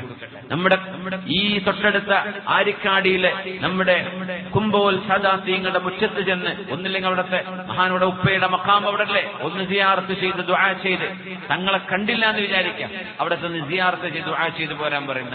ഞങ്ങളെ കണ്ടു, ഒന്ന് ദുആ ചെയ്യണേ തങ്ങളെ, ഇതിന്റെ പ്രയാസങ്ങളുണ്ട്. അള്ളാഹുവിന്റെ ആരിഫീങ്ങളും അള്ളാഹുവിന്റെ മുഖറബീങ്ങളുമായ ആളുകളുടെ പ്രാർത്ഥനയ്ക്ക് ഉത്തരമുണ്ടാവില്ലേ? അവരെ കൊണ്ട് നമ്മുടെ പ്രയാസങ്ങൾക്ക് അള്ളാഹു പരിഹാരം കാണിച്ചു തരൂലേ? അതിന് പകരം പച്ചയായ ശിർക്ക് ചെയ്യാൻ ഇറങ്ങി പുറപ്പെടുക. ആരെന്ത് പറഞ്ഞാലും ഓക്കെ, ഇന്ന സ്ഥലത്തേക്ക് പോയിക്കോ എന്ന് പറഞ്ഞ പോവാ. ഈ പറഞ്ഞയക്കുന്നതോ യാ അല്ലാഹ്, എത്ര ഗുരുതരമായ തെറ്റ്. അല്ലാഹു തആല ബോധം നൽകട്ടെ. ഇന്നശ്ശിർക ലദുൽമുൻ അദീം. അല്ലാഹുവിന്റെ മുമ്പിലേക്ക് വരുമ്പോൾ ഖനീഭവിച്ച ഇരുട്ടുകളാണ് ദുൽമ് എന്ന് പറയുമ്പോ, ദുൽമുകളിൽ ഏറ്റവും വലിയ ദുൽമ് അല്ലാഹുവിന്റെ അധികാരത്തിൽ വിശ്വസിക്കാതിരിക്കുന്നത്, അല്ലാഹുവിന്റെ കഴിവിനെ വിശ്വസിക്കാതിരിക്കുന്നത്. ഉമർ ബിൻ ഖത്താബ് റളിയല്ലാഹു അൻഹുവിന്റെ കാലത്ത് ബെഡിൽ കിടന്നുപോയ പിശാചുബാധയേറ്റ ഒരു മനുഷ്യന് ഫാറൂഖ് റളിയല്ലാഹു അൻഹു ഒരു ഫാത്തിഹ ഓതിയിട്ട് മന്ത്രിച്ചൂതി കൊടുത്തപ്പോ ആ മനുഷ്യൻ എഴുന്നേറ്റ് ഇരുന്നിട്ടുണ്ട്, നടന്നിട്ടുണ്ട്, മദീന പള്ളിയിലേക്ക് നടന്നു പോയിട്ടുണ്ട്. ഉമർ റളിയല്ലാഹു അൻഹുവിന്റെ വഫാത്തിന് ശേഷം വേറെ ആളുകളൊക്കെ വന്നിട്ട് ആ മനുഷ്യൻ വീണ്ടും രോഗിയായി. ഫാറൂഖ് തങ്ങളുടെ വഫാത്തിന് ശേഷം അന്നേരം അവിടുത്തെ ആളുകൾ വന്ന് മന്ത്രിച്ചൂതി കൊടുത്തിട്ട് അവർക്ക് എഴുന്നേൽക്കാൻ പറ്റിയില്ല. പറഞ്ഞു, തിൽക്കൽ ഫാത്തിഹ, ഉമർ എന്നവർ ഓതിയിരുന്ന ആ ഒരു ഫാത്തിഹയുടെ മഹത്വമേ. ഇന്നത്തെ കാലത്തുള്ള ആളുകൾ നമ്മളെക്കാളും എത്രയോ വലിയവർ തന്നെയാണ്. പക്ഷേ ഉമർ റളിയല്ലാഹു അൻഹു അവരിൽപ്പെട്ട VIP ആണെന്ന് മനസ്സിലാക്കി കൊടുക്കാനാണ് അള്ളാഹു ഇങ്ങനൊരു പണി ചെയ്യിച്ചത്. എന്തുകൊണ്ട്? സജ്ജനങ്ങളായ മനുഷ്യരുടെ നാവിൽ നിന്നും വരുന്ന ഫാത്തിഹയ്ക്ക് ഫലമുണ്ട്, അവരോതുന്ന ദുആഇന് പ്രതിഫലമുണ്ട്, അവരോതുന്ന അദ്കാറുകൾക്ക് അസറുണ്ടായിരിക്കും. അതുകൊണ്ട് പൈശാചിക ബാധയോ സിഹർ ബാധയോ കണ്ണേറോ എന്തോ ആകട്ടെ, ശരീഅത്തിന്റെ അള്ളാഹു അംഗീകരിച്ച വിശുദ്ധ ഖുർആനും ഹദീസുകളുടെയും ഔറാദുകളുടെയും ദിക്റുകളുടെയും ഫലത്താൽ ഉപകാരപ്പെടാതെ പോകുന്ന ഒരു ബുദ്ധിമുട്ടും ഈ ലോകത്തില്ല. എല്ലാറ്റിനും പരിഹാരം അല്ലാഹുവിന്റെ കലാമിലുണ്ട്. അതറിയുന്ന ആളുകളെ തേടി പിടിക്കണമെന്ന് മാത്രം. വനുനസ്സിലു മിനൽ ഖുർആനി മാ ഹുവ ശിഫാഉ വറഹ്മത്തുൽ ലിൽ മുഅ്മിനീൻ വലാ യസീദുൽ ളാലിമീന ഇല്ലാ ഖസാറാ. പുണ്യനബിയെ പറഞ്ഞു കൊടുക്കണേ ജനങ്ങൾക്ക്. വനുനസ്സിലു മിനൽ ഖുർആൻ, വിശുദ്ധ ഖുർആനിൽ നമ്മൾ ഇറക്കിത്തരുന്നുണ്ട്. മാ ഹുവ ശിഫാഉം വറഹ്മ, മുഅ്മിനീങ്ങൾക്ക് ശിഫയും അവർക്ക് റഹ്മത്തും ഈ ഖുർആനിലുണ്ട്. അല്ലാഹുവിന്റെ കലാമല്ലേ പറയുന്നത്. ജനങ്ങളുടെ രോഗത്തിന് ശിഫയുണ്ട്, ഇതില് ശരീരത്തിന് ശിഫയുണ്ട്, മനസ്സിന് ശിഫയുണ്ട്, ഖൽബിന് ശിഫയുണ്ട്. വറഹ്മത്തുൻ, അല്ലാഹുവിന്റെ കാരുണ്യമുണ്ട് ഇവിടെ വിശുദ്ധ ഖുർആനിൽ. وَنُنَزِّلُ مِنَ الْقُرْآنِ مَا هُوَ شِفَاءٌ وَرَحْمَةٌ لِلْمُؤْمِنِينَ ولا يزيد الظالمين إلا خسارا ولا يزيد الظالمين إلا خسارا. ഖുർആനിൽ ശിഫയുണ്ട് എന്ന് പറഞ്ഞാൽ അതിന്റെ ഉടനെ പറയുന്ന ളാലിമീങ്ങൾ അവരാരാണ്? അക്രമികൾ. വിശുദ്ധ ഖുർആനിനെ അംഗീകരിക്കാതിരിക്കുന്നവരെ, വിശുദ്ധ ഖുർആനിന്റെ ശിഫയെ ബോധിക്കാതിരിക്കുന്നവരെ, ഇല്ലാ ഖസാറ, അവർക്ക് നഷ്ടമേ ഉണ്ടാവുകയുള്ളൂ. സമ്പത്തിന് നഷ്ടം, ആരോഗ്യം നഷ്ടം, സമയം നഷ്ടം, ഈമാൻ നഷ്ടം. ഈ നഷ്ടമല്ലാതെ വിശുദ്ധ ഖുർആൻ അംഗീകരിക്കുന്നവർക്ക് അവർക്കാണ് ലാഭം. അത് അംഗീകരിക്കാത്ത ളാലിമീങ്ങൾക്ക് നഷ്ടമാണ് എന്ന് വിശുദ്ധ ഖുർആൻ. അതുകൊണ്ട് ഒരു ചികിത്സയുടെ പേരിലും ഒരാത്മീയ ചികിത്സയുടെ പേരിലും നമ്മുടെ ഈമാൻ നഷ്ടപ്പെട്ടു പോകുന്ന അവസ്ഥകളിലേക്ക് പോകരുത്. പെണ്ണുങ്ങളെ, പ്രത്യേകിച്ച് നിങ്ങൾക്ക് ദൗർബല്യങ്ങളുണ്ട്, നിങ്ങൾ പെട്ടെന്ന് പേടിക്കുന്നവരാണ്, നിങ്ങൾ പെട്ടെന്ന് കരയുന്നവരാണ്, നിങ്ങൾക്ക് പെട്ടെന്ന് കാര്യങ്ങൾ പിടികിട്ടാതെ വരും. ഓടാൻ പറഞ്ഞാൽ ഓടും, അങ്ങോട്ട് പോയിക്കൊന്ന് പറഞ്ഞാൽ അങ്ങോട്ട് പോകുന്നു, ചെയ്യാൻ പറഞ്ഞത് ബുദ്ധിയില്ലാതെ ചെയ്തു പോകരുത്. ഈമാൻ നഷ്ടപ്പെടുന്ന അവസ്ഥകളിലേക്ക് എത്തിപ്പോകരുത്. അല്ലാഹു കാത്തുരക്ഷിക്കട്ടെ. ദുൽമുകളിൽ പ്രധാനപ്പെട്ട നമ്മൾ ശ്രദ്ധിക്കേണ്ട ചില വിഷയങ്ങളിലേക്കാണ് നമ്മൾ ചർച്ച ചെയ്തു പോകുന്നത്. വമൻ അസ്ലമു മിമ്മൻ മനഅ മസാജിദല്ലാഹി അൻ യുദ്കറ ഫീഹാ ഇസ്മുഹു വസഅ ഫീ ഖറാബിഹാ ഉലൈക മാ കാന ലഹും അൻ യദ്ഖുലൂഹാ إلا خائفين لهم في الدنيا خزي ولهم في الآخرة عذاب عظيم. ഏറ്റവും വലിയ ദുൽമുകളിൽപ്പെട്ട മറ്റൊന്ന് അള്ളാഹുവിന്റെ ഇബാദത്തിന് വേണ്ടി പണികഴിക്കപ്പെട്ട മസ്ജിദുകൾ. മാഷാ അല്ലാഹ്, അള്ളാഹുവിന്റെ അനുഗ്രഹങ്ങളാൽ എത്രയോ മസ്ജിദുകൾ, മനോഹരമായ മുനാരങ്ങൾ അള്ളാഹുവിന്റെ ദീനിന്റെ അടയാളങ്ങളായി നമ്മുടെ നാടുകളിൽ വളരെ പ്രശോഭിച്ചു നിൽക്കുന്നുണ്ട്. എത്ര മനോഹരമായ മസ്ജിദുകൾ. മസാജിദുഹും ആമിറത്തുൻ വഹിയ ഖറാബും മിനൽ ഹുദാ. മനോഹരമായ പള്ളികൾ, പക്ഷേ ഇബാദത്തിന് ആളുകളില്ലാതെ വരുന്നത്, ആളുകൾ കുറഞ്ഞു പോകുന്നത് അന്ത്യനാളിന്റെ അടയാളങ്ങളാണ് എന്ന് നബി തങ്ങൾ പറഞ്ഞിടത്തേക്ക് കാര്യങ്ങൾ എത്താതിരിക്കട്ടെ. നമ്മുടെ മസ്ജിദുകളെ സജീവമാക്കണം ഇബാദത്ത് കൊണ്ട്. വമൻ അസ്ലമു, മസ്ജിദുകളുമായി ബന്ധപ്പെട്ട അല്ലാഹു ഒരു ദുൽമ പറയുന്നുണ്ട്. മനുഷ്യന് സംഭവിച്ചു പോകുന്നത് സംഘടനാ സങ്കുചിതം കൊണ്ട് സംഭവിച്ചു പോകുന്നത്, രാഷ്ട്രീയപരമായ വൈരാഗ്യങ്ങളെ കൊണ്ട് വന്നു പോകുന്നത്, വ്യക്തിപരമായ വൈരാഗ്യങ്ങളെ കൊണ്ട് വന്നു പോകുന്നത്, പള്ളി കമ്മിറ്റികളുടെ, മഹല്ല് സംവിധാനങ്ങളുടെ, അതിന്റെ വക്താക്കളുടെ ഇടപെടലുകളെ കൊണ്ട് സംഭവിച്ചു പോകുന്നത്. വമൻ അസ്ലമു മിമ്മൻ മനഅ മസാജിദല്ലാഹ് അൻ യുദ്കറ ഫീഹാ ഇസ്മുഹു വസഅ ഫീ ഖറാബിഹാ. മസ്ജിദുകളെ സംബന്ധിച്ചറിയണം, ആര് ഉണ്ടാക്കിയാലും അള്ളാഹുവിന്റെ ഇബാദത്തിന് വേണ്ടി ഉണ്ടാക്കപ്പെടുന്ന മസ്ജിദുകൾ, അതിന്റെ അധികാരം, മിൽക്ക്, ഉടമസ്ഥാവകാശം അള്ളാഹുവിനാണ് എന്ന് മനസ്സിലാക്കണം. അങ്ങനെ പള്ളി ഉണ്ടാക്കിയത് ഏതോ കമ്മിറ്റിക്കാരാകാം, സംഘടനകളാകാം. പള്ളി വഖഫായി കഴിഞ്ഞാൽ പിന്നെ പള്ളിയുടെ മിൽക്കിയത്ത്, അതിന്റെ ഉടമസ്ഥാവകാശം ആർക്കാണെന്നറിയോ? അല്ലാഹു ജല്ല ജലാലുവിന്റേതാണത്. നടത്തിപ്പാണ് കമ്മിറ്റിക്കാരെന്ന് പറയുന്നത് അതിന്റെ നടത്തിപ്പുകാരാണ്. അതിന്റെ ഉടമസ്ഥാവകാശം, പള്ളിയുടെ അധികാരം എന്റേത് എന്ന് പറയാൻ ഒരാൾക്കും പാടില്ലാത്തതാണ്. ആ പള്ളിയുടെ ഉടമസ്ഥാവകാശം അല്ലാഹുവിന് ആണ്, റബ്ബ് തആലക്ക് വേണ്ടി മാത്രമാണ്. അല്ലാഹുവാണ് അതിന്റെ മാലിക്. ഇന്നൽ മസാജിദ ലില്ലാഹ് വ അന്നൽ മസാജിദ ലില്ലാഹ്. അല്ലാഹുവിനുള്ളതാണ് മസ്ജിദ്, അല്ലാഹുവിനുള്ളതാണ് മസ്ജിദ്. അതുകൊണ്ട് ഏതെങ്കിലും വൈരാഗ്യത്തിന്റെയോ സംഘടനാ സങ്കുചിതത്വത്തിന്റെയോ പേരിൽ ഒരു ജുമുഅക്കോ ഒരു ജമാഅത്തിനോ ഒരു പെരുന്നാളിനോ റമളാനിനോ എപ്പോഴോ ആകട്ടെ മസ്ജിദുകളുടെ മുറ്റത്ത് കലഹങ്ങൾ ഉണ്ടാകുന്നത് അപകടമാണ്. പിശാച് നമ്മുടെ അമലുകളെ മുഴുവൻ ചോർത്തിയെടുക്കാൻ അവൻ ചെയ്യുന്ന പണിയാണത്.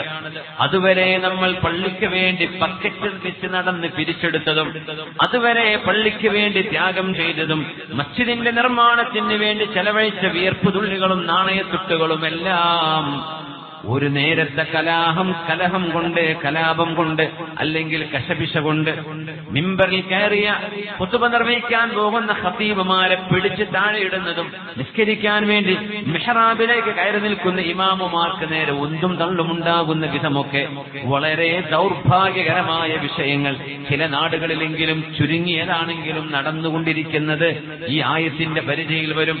വമൻ അദ്ലമു, ആരാണ് ഏറ്റവും വലിയ അക്രമി? മിമ്മൻ മനഅ മസാജിദല്ലാഹി അൻ യുദ്കറ ഫീഹ ഇസ്മുഹു, അല്ലാഹുവിന്റെ മസ്ജിദിൽ അവന്റെ നാമം ഉച്ചരിക്കാൻ സമ്മതിക്കാത്തവരെക്കാളും ഏറ്റവും വലിയ ദുൽമ ചെയ്യുന്നവനാരാണ്? ഈ ഉമ്മത്തിന്റെ മസ്ജിദുകൾക്ക് മേൽ കൈവെക്കുന്ന ഏതൊക്കെയോ മറ്റു മതവിശ്വാസികളുടെ പേരിൽ അവർ മതമില്ലാത്തവരാണെന്നാണ് ഞാൻ പറയാ. മതമില്ലാത്തവരാണവർ.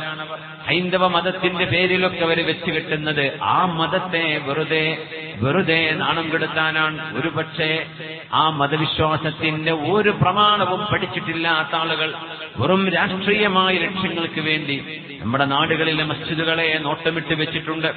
ആ ഒരു ദുൽമിന്റെ വശത്തേക്കല്ല ഞാൻ പോകുന്നത്. അത് ഗുരുതരമായതും മാകാനലഹും അയ്യദ്ഖുലൂഹാ ഇല്ലാ ഖായിഫീൻ, അല്ലാഹുവിന്റെ പള്ളികളിലേക്ക് കാലെടുത്ത് വെക്കുമ്പോ പേടിച്ചുകൊണ്ടേ അവർക്ക് കാലെടുത്ത് വെക്കാൻ പാടുള്ളൂ.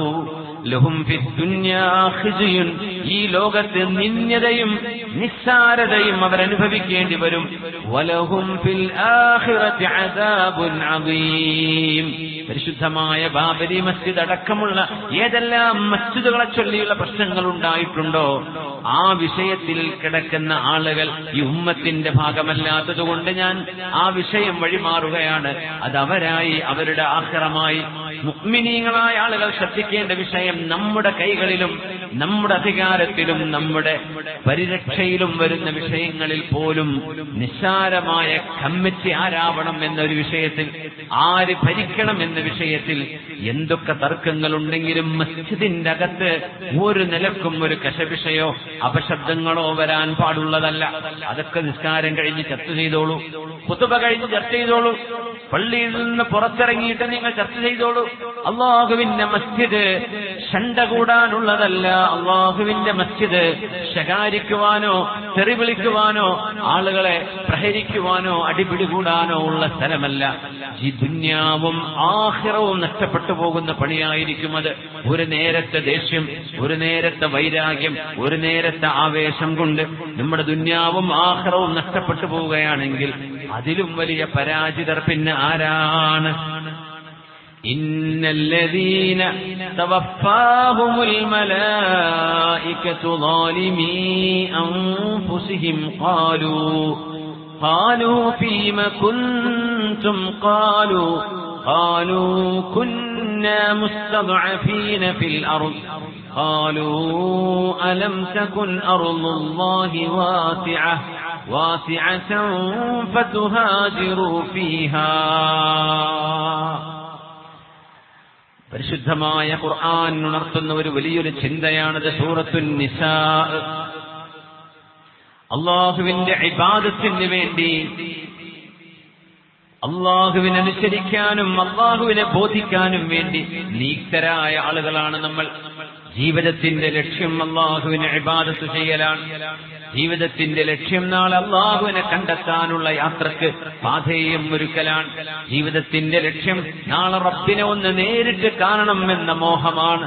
ജീവിതത്തിന്റെ ലക്ഷ്യം ഹബീബായ നബി തങ്ങളുടെ ഒരു കൈപിടിക്കണം, അവിടുത്തെ ശഫാഅത്ത് ലഭിക്കണം, അവിടുത്തെ സുംറത്തിൽ സ്വർഗത്തിന്റെ വാതിൽ തുറക്കുമ്പോൾ കൂടെ നിൽക്കണം.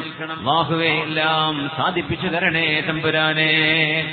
ഏതെങ്കിലും ഒരു കാരണം കൊണ്ട് നമ്മൾ നിലനിൽക്കുന്ന പഞ്ചായത്തിലോ നമ്മുടെ ജില്ലയിലോ നമ്മുടെ വാർഡിലോ നമ്മുടെ മഹല്ലത്തിലോ അല്ലാഹുവിനെ ഇബാദത്ത് ചെയ്യാൻ സാധിക്കാത്ത വിധമുള്ള ഏതെങ്കിലും വർഗീയമായ വിഷയങ്ങളോ പ്രയാസങ്ങളോ വന്നു കഴിഞ്ഞാൽ ഇബാദത്തിന് തടസ്സം വരാതെ തൊട്ടടുത്ത ഒരു മഹല്ലിലേക്കോ നാടിലേക്കോ ജില്ലയിലേക്കോ സ്റ്റേറ്റിലേക്കോ അല്ലെങ്കിൽ നാട് വിട്ടുകൊണ്ടെങ്കിലും നിങ്ങളുടെ ദീന് സംരക്ഷിക്കാൻ കഴിയുന്നൊരു ചുറ്റുപാട് ഉണ്ടായിരുന്നിട്ട് എന്തുകൊണ്ട് നിങ്ങളത് ചെയ്തില്ല എന്ന് മലക്കുകൾ ചോദിക്കുന്ന ഒരു രംഗമാണിത്. വിശുദ്ധ ഖുർആൻ നോക്കൂ, സൂറത്തുൻ നിസാ 97-ാമത്തെ ആയത്താണിത്. ഇന്നല്ലദീന തവഫാഹുമുൽ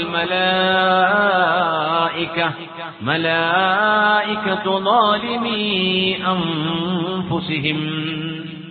സ്വന്തത്തോട് ദുൽമ ചെയ്തവർ, ദുൽമ അതാണ് നമ്മുടെ ചർച്ചയുടെ ആകത്തുക. സ്വന്തത്തോട് ദുൽമ ചെയ്ത ആളുകളെ അള്ളാഹുവിന്റെ മലക്കുകൾ റൂഹ് പിടിക്കുമ്പോൾ, അള്ളാഹു നമുക്കൊക്കെ നമ്മുടെ റൂഹ് പിടിക്കുമ്പോൾ ഈമാൻ അള്ളാഹു സലാമത്താക്കി തരട്ടെ. സ്വർഗം കണ്ട് മരിക്കാനുള്ള ഭാഗ്യം അള്ളാഹു തരട്ടെ. ഹബീബിന്റെ മുഖം കണ്ട് മരിക്കാനുള്ള ഭാഗ്യം അള്ളാഹു തരട്ടെ.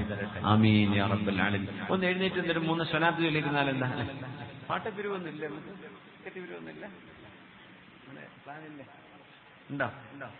صلوا على النبي محمد وآله اللهم صل على سيدنا محمد وعلى آل سيدنا محمد وبارك وسلم عليه. ഒന്നുറക്കെ ചൊല്ലിക്കോളൂ. اللهم صل على سيدنا محمد وعلى آل سيدنا محمد وبارك وسلم عليه. اللهم صل على سيدنا محمد وعلى آل سيدنا محمد وبارك وسلم عليه. നമ്മൾ ഈ പറയുന്ന ആയത്തിന്റെ വിവക്ഷ ലോകത്തിന്റെ നാനാഭാഗങ്ങളിലേക്ക് മനുഷ്യന്മാർ മൈഗ്രേറ്റ് ചെയ്യുന്നൊരു കാലമാണിത്. കഴിഞ്ഞൊരു വർഷം ഏറ്റവും കൂടുതൽ മൈഗ്രേഷൻ ചെയ്ത ഇന്ത്യക്കാരാണെന്നാ പറയുന്നത്. ഏറ്റവും കൂടുതൽ UK-യിലേക്കും കാനഡയിലേക്കും ഓസ്ട്രേലിയയിലേക്കും മറ്റു രാജ്യങ്ങളിലേക്കൊക്കെ മൈഗ്രേഷൻ ചെയ്ത് കയറിപ്പോയത് ഏറ്റവും കൂടുതൽ ഇന്ത്യക്കാരാണ്. ഒരുപാട് ആളുകൾ കയറിപ്പോയി, അതിനൊന്നും കുഴപ്പമില്ല. പക്ഷേ അങ്ങനെ നമ്മൾ ചെന്നുപെടുന്ന ഒരു നാട്, ആ നാട്ടിൽ ദീനിന്റെ ശിആർ ഇല്ലാതിരിക്കുകയും ചിലപ്പോ ബാങ്ക് വിളി പോലും കേൾക്കില്ല. എത്രയോ പള്ളികളുണ്ടാവും, പള്ളി കാണൂല, ഒരു ബാങ്കും പുറത്ത് കേൾക്കൂല. അങ്ങനത്തെ നാടുകളുണ്ട്. ചില ആളുകൾക്ക് ആ ഒരു അടയാളങ്ങൾ കാണാതിരുന്നാൽ നിസ്കാരം മറന്നുപോകുന്ന ആളുകളുണ്ട്. ഇപ്പൊ UK-യിലൊക്കെ ലണ്ടൻ സിറ്റിയിൽ ഒരുപാട് പള്ളികളുണ്ട്, പക്ഷെ ഒരൊറ്റ പള്ളിക്ക് മുനാരം കാണൂല, അപൂർവം പള്ളികൾക്ക് കാണൂ. ടൗണിലൊക്കെ പള്ളികളുണ്ട്. ഖത്തർ ഗവൺമെന്റിന്റെയും UAE-യുടെയും സൗദിയുടെയും ഒക്കെ കോൺസുലേറ്റുകളൊക്കെ നടത്തുന്ന എത്രയോ മസ്ജിദുകൾ ഓരോ ബിൽഡിങ്ങിലും കാണും, ബേസ്മെന്റിലും മെസനിൻ ഫ്ലോറിലൊക്കെ. പക്ഷേ അത് നമ്മൾ ഗൂഗിൾ ചെയ്ത് നോക്കുമ്പോഴേ ഇവിടെ പള്ളിയുണ്ടെന്ന് കാണുള്ളൂ. അതിന് ഒരു ബാങ്കോ ഒരു വർത്തമാനോ ഒന്നും പുറത്തേക്ക് കേൾക്കൂല. ഉള്ളിൽ ചെന്ന് നോക്കിയാൽ നിറയെ ആളുകളുണ്ടാവും, മാഷാ അല്ലാഹ്. പക്ഷേ നമുക്ക് പള്ളികൾ മിനാരങ്ങൾ കാണൂല. ജുമുഅ നടക്കുമ്പോൾ സമയം നോക്കണം, അങ്ങനെ ചെന്നാലേ ജുമുഅ കിട്ടുള്ളൂ. പുറത്തേക്കൊന്നും ഒരടയാളവും കാണൂല. നല്ല ബാങ്ക് വിളിക്കുന്ന മസ്ജിദുകളുണ്ട് അവിടെ. വലിയൊരു ഈസ്റ്റ് ലണ്ടനിലെ ഒരു വലിയ മസ്ജിദുണ്ട്, അത് ബംഗ്ലാദേശുകാരാ. നമ്മൾ ബംഗാളി എന്ന് പറയില്ലേ, അവിടെ ഒരു വില കാണണമെങ്കിൽ അവിടെ ഈസ്റ്റ് ലണ്ടനിൽ പോകണം. എന്താ സെറ്റപ്പ്! നല്ല വിദ്യാഭ്യാസമുള്ള ബംഗാളികൾ, നല്ല വിദ്യാഭ്യാസവും സമ്പത്തും. ഹറമ ചെന്ന പോലെ മക്കയിലൊക്കെ പള്ളിയിൽ ഇമാമൊക്കെ ഓതുന്ന പോലെ തറാവീഹൊക്കെ കാണണം. റോഡൊക്കെ നിറഞ്ഞ് കവിഞ്ഞ്. ആ മസ്ജിദ് ഞങ്ങൾ ഒരു നിസ്കരിക്കാൻ പോയി, പിന്നെ അവർ പറഞ്ഞ് അവിടെ അനൗൺസ് ചെയ്യുന്നുണ്ട്, തൊട്ട് ബാക്കിൽ ഒരു ചർച്ചുണ്ട്, ആ ചർച്ച നമുക്ക് വാങ്ങിക്കണം, ഫണ്ട് വേണമെന്ന്. പിറ്റത്തെ കൊല്ലം നോക്കുമ്പോൾ ഒരു വാങ്ങിച്ചിട്ടുണ്ട് ആ ചർച്ച. അത്രയും നല്ല ഫണ്ടുണ്ട്. വളരെ കയറി ചെല്ലുന്ന മുഴുവൻ ആളുകൾക്കും ലീഫ്ലെറ്റുകളും സൗകര്യങ്ങളും സക്കാത്തിന്റെ വിഷയങ്ങള്, ഫത്വ കൗൺസിലിംഗ് ചെയ്യാൻ, ഇമാമിനോട് സംസാരിക്കാൻ, ഫത്വ ചോദിക്കാൻ ഒക്കെ കൗണ്ടറുകൾ. എന്തൊരു മനോഹരമായ സംവിധാനം! ഒക്കെ നടത്തുന്നത് ബംഗ്ലാദേശുകാരാണ്, അവിടുത്തെ ബിസിനസ്സുകാർ. മാഷാ അല്ലാഹ്. ഞാൻ പറയുന്നത്, മൈഗ്രേറ്റ് ചെയ്ത് ഇസ്ലാമിന്റെ അടയാളങ്ങളോ നിസ്കാരത്തിന്റെയോ ഇബാദത്തിന്റെയോ സൗകര്യങ്ങളോ ഒന്നും കാണാൻ കഴിയാത്ത ഇടങ്ങളിലേക്ക് എത്തിപ്പെടുന്ന ചെറുപ്പക്കാർ വഴിതെറ്റിപ്പോകാനുള്ള സാധ്യത വളരെ കൂടുതലാണ്, വളരെ കൂടുതലാണ്. സാധാരണ ഒരു ബോട്ടിൽ വെള്ളം അവിടെയൊക്കെ റെസ്റ്റോറന്റുകളിൽ വൈന് വിൽക്കൽ നിർബന്ധം. വൈന് വിറ്റിട്ടുള്ള ലൈസൻസ് കിട്ടൂല, കള്ള് വിൽക്കണം. വൈനാണെങ്കിലോ പച്ചവെള്ളത്തേക്കാൾ വില കുറവാണ്. നോക്കണം, വല്ലാത്ത പിത്തന നോക്കണം. സാധാരണ മിനറൽ വാട്ടറിന് 2 പൗണ്ട് ആണെങ്കിൽ ഉദാഹരണം പറയാം, അതിന് 1.5 ഉണ്ടാവുള്ളൂ, അരപ്പൗണ്ട് കുറവായിരിക്കും. അങ്ങനെ വരുമ്പോ മനുഷ്യന്മാര് ഈമാൻ കുറഞ്ഞവർ എന്തിനാ പിന്നെ അരപ്പൗണ്ട് ഏറെ കൊടുക്കും, പൗണ്ട് നാട്ടിലേക്ക് കൂട്ടി എത്ര പൈസയായി എന്ന് പറഞ്ഞിട്ട് എന്ത് ചെയ്യും, വാങ്ങിച്ചു പോകും. സുലഭമാണ് മനുഷ്യന്റെ പേഴ്സണൽ ഫ്രീഡം എന്ന് പറഞ്ഞിട്ട് ആർക്കും എങ്ങനെയും നടക്കാൻ പറ്റുന്ന ഒരു ലോകം. അങ്ങനെ ളാലിമീ അൻഫുസിഹിം, നിസ്കരിക്കാതെയും ഇസ്ലാമിന്റെ ഷിആറുകൾ കാത്തുസൂക്ഷിക്കാതെയും പെൺകുട്ടികൾ ഹിജാബുകൾ വലിച്ചൂരിയും നടക്കുന്ന ഒരു സംസ്കാരത്തിലേക്ക് നമ്മുടെ മക്കൾ എത്തിപ്പെടുമ്പോൾ, ജോർജിയയിലേക്കും മറ്റൊക്കെ മെഡിക്കലിന് വിദ്യാർത്ഥികൾ പഠിക്കാൻ പോകുന്നുണ്ട് അല്ലേ, അർമീനിയയിലേക്കും മറ്റു പല രാജ്യങ്ങളിലേക്കും പോകുന്നുണ്ട്. എന്റെ സുഹൃത്ത് പോയിട്ട് പറയാ, മെഡിക്കൽ സയൻസിന് അവിടെ ഫീസ് കുറവാണെന്നത് ശരി തന്നെയാണ്, പക്ഷെ അവിടുത്തെ ഹോസ്റ്റൽ ബോയ്സും ഗേൾസും ഒരുമിച്ചാണ്. ഭയങ്കര ഡേഞ്ചറാണ്, നമ്മളത് കാണില്ല, ആരും അവിടെ വന്നു നോക്കുന്നില്ല. ഏജൻസികൾ റിക്രൂട്ട് ചെയ്ത് കൊണ്ടുപോകാൻ ഇത്ര ലക്ഷമേ ഉള്ളൂ, നാട്ടിലേത് കൂട്ടി നോക്കുമ്പോൾ ഇവിടെ 1.5 കോടി കുറവാണല്ലോ, അല്ലെങ്കിൽ 3/4 കോടി കുറവാണല്ലോ, 1/2 കോടി കുറവല്ലേ എന്ന് പറഞ്ഞിട്ടാണ് ഈ പറഞ്ഞയക്കുന്നത്. പക്ഷേ അവരുടെ ഹോസ്റ്റൽ സംവിധാനങ്ങളും അവിടുത്തെ സംസ്കാരവും മനുഷ്യന് ഒരുതരം ഫ്രീഡം നൽകുമ്പോൾ ഇടുങ്ങിയൊരു ജീവിതത്തിൽ നിന്ന് കടന്നു പോകുന്നവർ ആ ഫ്രീഡത്തിലേക്ക് അങ്ങോട്ട് എടുത്തു ചാടും. പിന്നെ അവർ കോലം മാറും. നാട്ടിലേക്കൊക്കെ വന്നവർ പക്ഷേ ലാൻഡ് ചെയ്തിട്ടായിരിക്കും കുപ്പായൊക്കെ മാറ്റുന്നത്, നല്ല വൃത്തിയുള്ള വസ്ത്രവും നിഖാബും ഹിജാബും ഒക്കെ ഇടുന്നത്. അതുവരെ അവരെന്തായിരുന്നു എന്ന് പോലും നമുക്കറിയില്ല. അള്ളാഹു നമ്മുടെ മക്കൾക്ക് ഹിദായത്ത് അള്ളാഹു അടിയുറപ്പിച്ചു കൊടുക്കട്ടെ. അള്ളാഹുർക്ക് നല്ല സൗഹൃദങ്ങൾ നൽകട്ടെ. ദീൻ പഠിക്കാനുള്ള അവസരങ്ങൾ അള്ളാഹു ഒരുക്കി കൊടുക്കട്ടെ. അള്ളാഹുവിന്റെ മലക്കുകൾ റൂഹിനെ പിടിക്കുമ്പോൾ ളാലിമീ അൻഫുസിഹിം, സ്വന്തം ശരീരങ്ങളോട് ദുൽമ ചെയ്ത ആളുകൾ എന്ന് പറഞ്ഞാൽ ഇബാദത്ത് ചെയ്യാനുള്ള സാഹചര്യങ്ങളില്ലാതെ വഴിവിട്ട് ജീവിച്ച ആളുകൾ. പലിശയിടപാടുകൾ സുലഭമാണ്. പേഴ്സണൽ ബന്ധങ്ങൾ, മനുഷ്യന്റെ പ്രൈവസിക്ക് ഭയങ്കരമായ പ്രൊട്ടക്ഷനുള്ള ഒരു ലോകമാണ് യൂറോപ്യൻ അമേരിക്കൻ രാജ്യങ്ങളൊക്കെ. അതിൻ്റെതായ നല്ല വശമുണ്ട്, അതിൻ്റെതായ മോശം വശവുമുണ്ട്. വസ്ത്രധാരണത്തെ കുറിച്ചൊക്കെ നമ്മുടെ നാട് ചർച്ച നടക്കുന്നില്ലേ? രാഹുൽ ഈശ്വറിന്റെ ഒരു വീഡിയോ ഞാൻ കണ്ടു, നിങ്ങൾ കണ്ടിട്ടുണ്ടായിരിക്കും. അയാൾ പറയുന്നുണ്ട് വസ്ത്രവിധാനത്തിൽ സഭ്യത വേണം. അപ്പൊ അവതാരകന്മാർക്കാണ് അതിലും വലിയ ആവേശം. എന്ത് സഭ്യത വേണ്ടത്, എന്ത് സഭ്യത കുറവാ ഉള്ളത്. അപ്പൊ രാഹുൽ ഈശ്വറിന് അയാളുടെ മതവിശ്വാസങ്ങളോ ആദർശങ്ങളോ വെച്ച് പറയാൻ പരിധിയുണ്ട്. ഇസ്ലാമിൽ നമുക്ക് പറയാൻ പറ്റും എങ്ങനെ ഒരു പെണ്ണിന്റെ വസ്ത്രവിധാനം, അവൾ ചൊറുക്കുണ്ടോ ഇല്ലേ, ഭംഗിയുണ്ടോ ഇല്ലേ എന്നതല്ല. ഒരു പെണ്ണാണോ, ആണും പെണ്ണും കണ്ടുമുട്ടുന്നിടത്ത് അവരുടെ ഹോർമോണുകൾ നമ്മളൊന്നും എഞ്ചിനല്ല, നമ്മളൊന്നും ബോധമില്ലാത്ത സാധനങ്ങളല്ല. മനുഷ്യൻ വികാരവും വിചാരവും തോന്നലുകളുമുള്ള ആളുകളാണ്, ആണായാലും പെണ്ണായാലും. അതുകൊണ്ട് ഇസ്ലാം ചില മാനദണ്ഡങ്ങൾ വെച്ചു. എന്തു പറഞ്ഞു? ഒരു പെണ്ണിന്റെ ശരീരം അവൾ മുഴുവൻ മറക്കണം. ആ മറക്കുകയാണെങ്കിൽ പോലും മാ യസിഫു വയശിഫു, ശരീരത്തിന്റെ തൊലി നിറം കാണിക്കുന്നതും ശരീരത്തിന്റെ വണ്ണവും വലുപ്പവും അവയവങ്ങളുടെ വണ്ണവും വലുപ്പവും എടുത്തു കാണിക്കുന്നതുമായ വസ്ത്രം ഒരു പെണ്ണിന് ധരിക്കൽ ഹറാമാണ് ഇസ്ലാമിൽ. ഇതിപ്പോ രാഹുൽ ഈശ്വറിന് മസല പറഞ്ഞു കൊടുക്കാൻ പറ്റൂല. അതുകൊണ്ട് അവതാരകന്മാർ ചോദിക്കുമ്പോൾ അദ്ദേഹം വളരെ മാന്യമായിട്ട് പറയുന്നുണ്ട്, ഒരു സോഷ്യൽ വിചാരണയ്ക്ക് വിധേയമാക്കണം ആളുകൾ പറയുന്നതും ആളുകളുടെ വസ്ത്രവിധാനവും. പക്ഷേ ഒരു തലത്തിൽ നിന്ന് ആലോചിക്കുമ്പോൾ എന്താ കുഴപ്പം, മറക്കേണ്ടതൊക്കെ മറച്ചിട്ടില്ലേ എന്ന് ചോദിച്ചാൽ, മറക്കേണ്ടത് മറച്ചാൽ മാത്രമായോ? മനുഷ്യന്റെ ബുദ്ധിപരമായ ധൈഷണികമായ ഒരു തലത്തിൽ നിന്ന് മനുഷ്യനെ വികാരത്തിന്റെ ഒരു തലത്തിലേക്ക് മാത്രം മാറ്റിവിടാൻ നോട്ടവും കാഴ്ചയും മാത്രം മതി. അതൊന്നും മനുഷ്യന് പറയുമ്പോ മനുഷ്യനങ്ങ് മോശമായി പോകല്ല. മനുഷ്യനെ പടച്ചത് അങ്ങനെയാണ്. അത് നിയന്ത്രിക്കാൻ നമ്മൾ ബാധ്യസ്ഥരാണ്. മുഅ്മിനീങ്ങളോട് പറയണേ, കണ്ണുകൾ ചിമ്മണം. വിശുദ്ധ ഖുർആനല്ലേ പറയുന്നത് കണ്ണുകൾ ചിമ്മണം. ഇനി ഏതെങ്കിലും നടിയാവട്ടെ, നടിയാവാത്ത ആളാകട്ടെ, സെലിബ്രിറ്റി ആവട്ടെ, അല്ലാത്തതാവട്ടെ, മനുഷ്യൻ കണ്ണുകൾ ചിമ്മണം എന്ന് പറഞ്ഞിട്ടുണ്ട് വിശുദ്ധ ഖുർആൻ. പെണ്ണുങ്ങളോടും പറഞ്ഞു, നിങ്ങൾ വഴിവിട്ട് നോക്കുന്ന നോട്ടങ്ങൾ ഉണ്ടാകരുത്. മനുഷ്യനോടാണ് ഖുർആൻ സംവദിക്കുന്നത്, കല്ലുകളോടല്ല. മനുഷ്യന് വികാരമുണ്ടെന്ന് അല്ലാഹുവിനറിയാം. മനുഷ്യനിൽ ഹോർമോണുകൾ പ്രവർത്തിക്കുന്നുണ്ട്, റബ്ബിനറിയാം. അതുകൊണ്ട് അല്ലാഹു നിയന്ത്രണങ്ങൾ വെച്ചു. ആ നിയന്ത്രണങ്ങളെ കൃത്യമായി വിവരിക്കാൻ ഇസ്ലാമിക സംസ്കാരത്തിന് പറ്റും. നമുക്കതിന് നിയമങ്ങളുണ്ട്. ഏത് വസ്ത്രം പാടുണ്ട്, പാടില്ല, ഏതൊക്കെ മറക്കണം, ആരുടെ മുമ്പിലൊക്കെ എവിടെയൊക്കെ പ്രദർശിപ്പിക്കാം ഒരു പെണ്ണിനെ, മഹ്റമിന്റെ മുമ്പിലെ വസ്ത്രവിധാനം ഏതാണ്, മഹ്റമല്ലാത്ത ഒരാളുടെ മുമ്പിലെ വസ്ത്രവിധാനം ഏതാ, നമുക്ക് നിയമങ്ങളുണ്ട്. എന്നാൽ ഏതെങ്കിലും ഒരു നാട്ടിലേക്ക് സ്വാതന്ത്ര്യത്തിന്റെ ആ ഒരു വല്ലാത്ത വായു ശ്വസിക്കാൻ വെമ്പലുകൊണ്ട് ഓടിച്ചെല്ലുന്ന നാടുകളിൽ വസ്ത്രവിധാനങ്ങൾ സഭ്യതയില്ലാത്തതായി മാറുന്നത് പോലും അവരറിയില്ല. ഇതിന് സഭ്യതയില്ല എന്ന് പോലും അവർ, ഇതിനെന്താ കുഴപ്പമെന്നാ ചോദിക്കുക. നോക്കുന്ന നിങ്ങൾക്കല്ലേ കുഴപ്പമെന്ന്. വസ്ത്രവിധാനങ്ങൾ ശ്രദ്ധിക്കണം, വസ്ത്രവിധാനങ്ങൾ ശ്രദ്ധിക്കണം.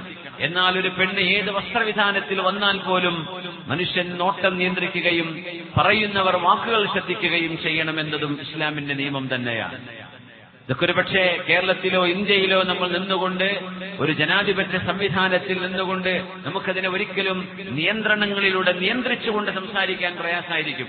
മതത്തിന്റെ ഇസ്ലാമിന്റെ ചട്ടക്കൂടിൽ നമുക്കതിന് പറയാൻ കഴിയും. ഇസ്ലാമിന്റെ ചട്ടക്കൂടിൽ നമുക്ക് പറയാം, ഇതിന്നത് തെറ്റാണ്, ഇന്നത് ശരിയാണ്.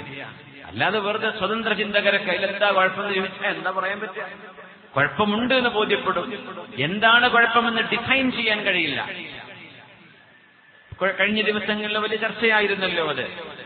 അപ്പോ ഞാൻ പറയുന്നത്, ഇന്നല്ലദീന തവഫാഹുമുൽ മലായികതു ളാലിമീ അൻഫുസിഹിം, ഇസ്ലാമിക സംസ്കാരമുള്ള നാട്ടിൽ നിന്ന് ആ സംസ്കാരമില്ലാത്ത നാട്ടിലേക്ക് മൈഗ്രേറ്റ് ചെയ്തു പോകുന്ന ആളുകളെ സംബന്ധിച്ച് പറഞ്ഞ ആയത്താണിത്. ഈ ആയത്തിന് ഇന്ന് പ്രസക്തിയുണ്ട്. കേരളീയ സമൂഹത്തിൽ പ്രസക്തിയുണ്ട്, മുസ്ലിം ഉമ്മത്തിൽ പ്രസക്തിയുണ്ട്. കാരണം നമ്മുടെ സംസ്കാരം നാട്ടിൽ മദ്രസയിൽ പഠിച്ചവരാണ്, നാട്ടിൽ മസ്ജിദിൽ പോയവരാണ്, നാട്ടിൽ ഹിജാബ് ധരിച്ച് അച്ചടക്കത്തിൽ നടന്ന മോളാണ്. ഡിഗ്രിക്കോ അല്ലെങ്കിൽ ഡിഗ്രി കഴിഞ്ഞ് PGക്കോ ഏതെങ്കിലും UK USA യൂണിവേഴ്സിറ്റികളിൽ എവിടെയെങ്കിലും ഒരു അഡ്മിഷൻ കിട്ടി, വിസയും കിട്ടി, ഭർത്താവിനെ സ്പോൺസറും ചെയ്ത് രണ്ടാളും ഒരു പാർട്ട് ടൈം ജോബും ചെയ്ത് ഒരു ഫൈനാൻഷ്യൽ സെക്യൂരിറ്റി വരുത്താം എന്നൊക്കെ പറഞ്ഞൊരു ഉന്നത നിലവാരമുള്ള ജീവിതമുണ്ടാക്കാം എന്ന പ്രതീക്ഷയിലാണ് അവരൊക്കെ പോകുന്നത്. അതിനൊന്നും പ്രശ്നമല്ല. നമ്മുടെ ദീൻ അവിടെ കോംപ്രമൈസ് ചെയ്യപ്പെടരുത്. നമ്മുടെ വിശ്വാസവും നമ്മുടെ ഇബാദത്തും നമ്മുടെ ആരാധനക്കും കോട്ടം സംഭവിക്കരുത്. ഇത്രയേ ഉള്ളൂ. അങ്ങനെ കോട്ടം സംഭവിക്കുന്ന ആളുകൾ, അവരോടാണ് ഈ സൂറത്തുൻ നിസായിലെ ഈ ആയത്ത് സംസാരിക്കുന്നത്. ഖുർആൻ ചർച്ച ചെയ്യാതെ പോയ വിഷയങ്ങൾ എന്താണ് ആലോചിച്ച് നോക്കൂ. ഏതൊക്കെ തലങ്ങളിൽ അല്ലാഹുവിന്റെ ഖുർആൻ ചർച്ച ചെയ്തു. ഇന്നല്ലദീന തവഫാഹുമുൽ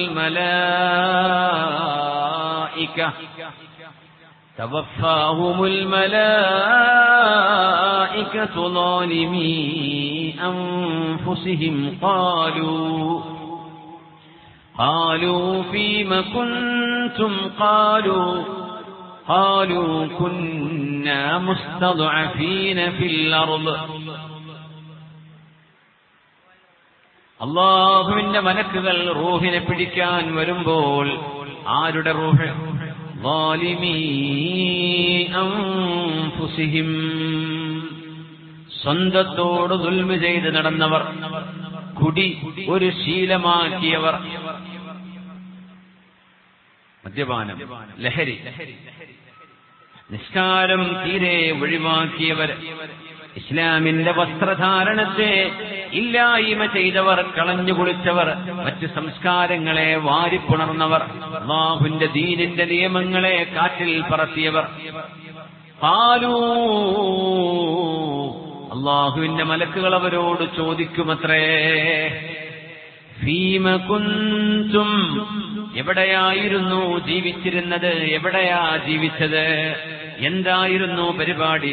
ഫീമ കുന്തും, നിങ്ങൾ എന്തെടുക്കുകയായിരുന്നു എന്ന് അള്ളാന്റെ മലക്കുകൾ ചോദിക്കുന്നു. ഈ ചോദ്യങ്ങൾ ഭയങ്കര മനോഹരമാണ്. അള്ളാന്റെ മലക്കുകൾ ചോദിക്കുന്നു, അവർ പറയുന്ന മറുപടിയും പറയും ഖുർആൻ തന്നെ. അവര് പറയും, കുന്നാ മുസ്തദ്അഫീന ഫിൽ അർള്, ഞങ്ങൾ ജീവിച്ചിരുന്ന നാട്ടിൽ ഞങ്ങൾ ദുർബലരായിരുന്നു. എന്താണ് പറയുന്നത്? ഞങ്ങൾ ജീവിച്ചിരുന്ന നാട്ടിൽ ഞങ്ങൾ ദുർബലരായിരുന്നു. ദൗർബല്യം പല വിധങ്ങളിലുണ്ട്.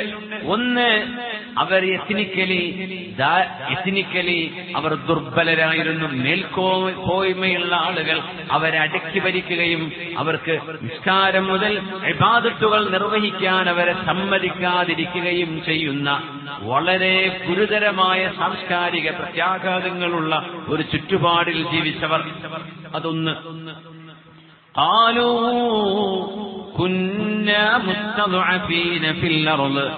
അവര് പറയുന്നു, റബ്ബേ ഞങ്ങൾ ദുർബലരായി പോയി. എങ്ങനെ?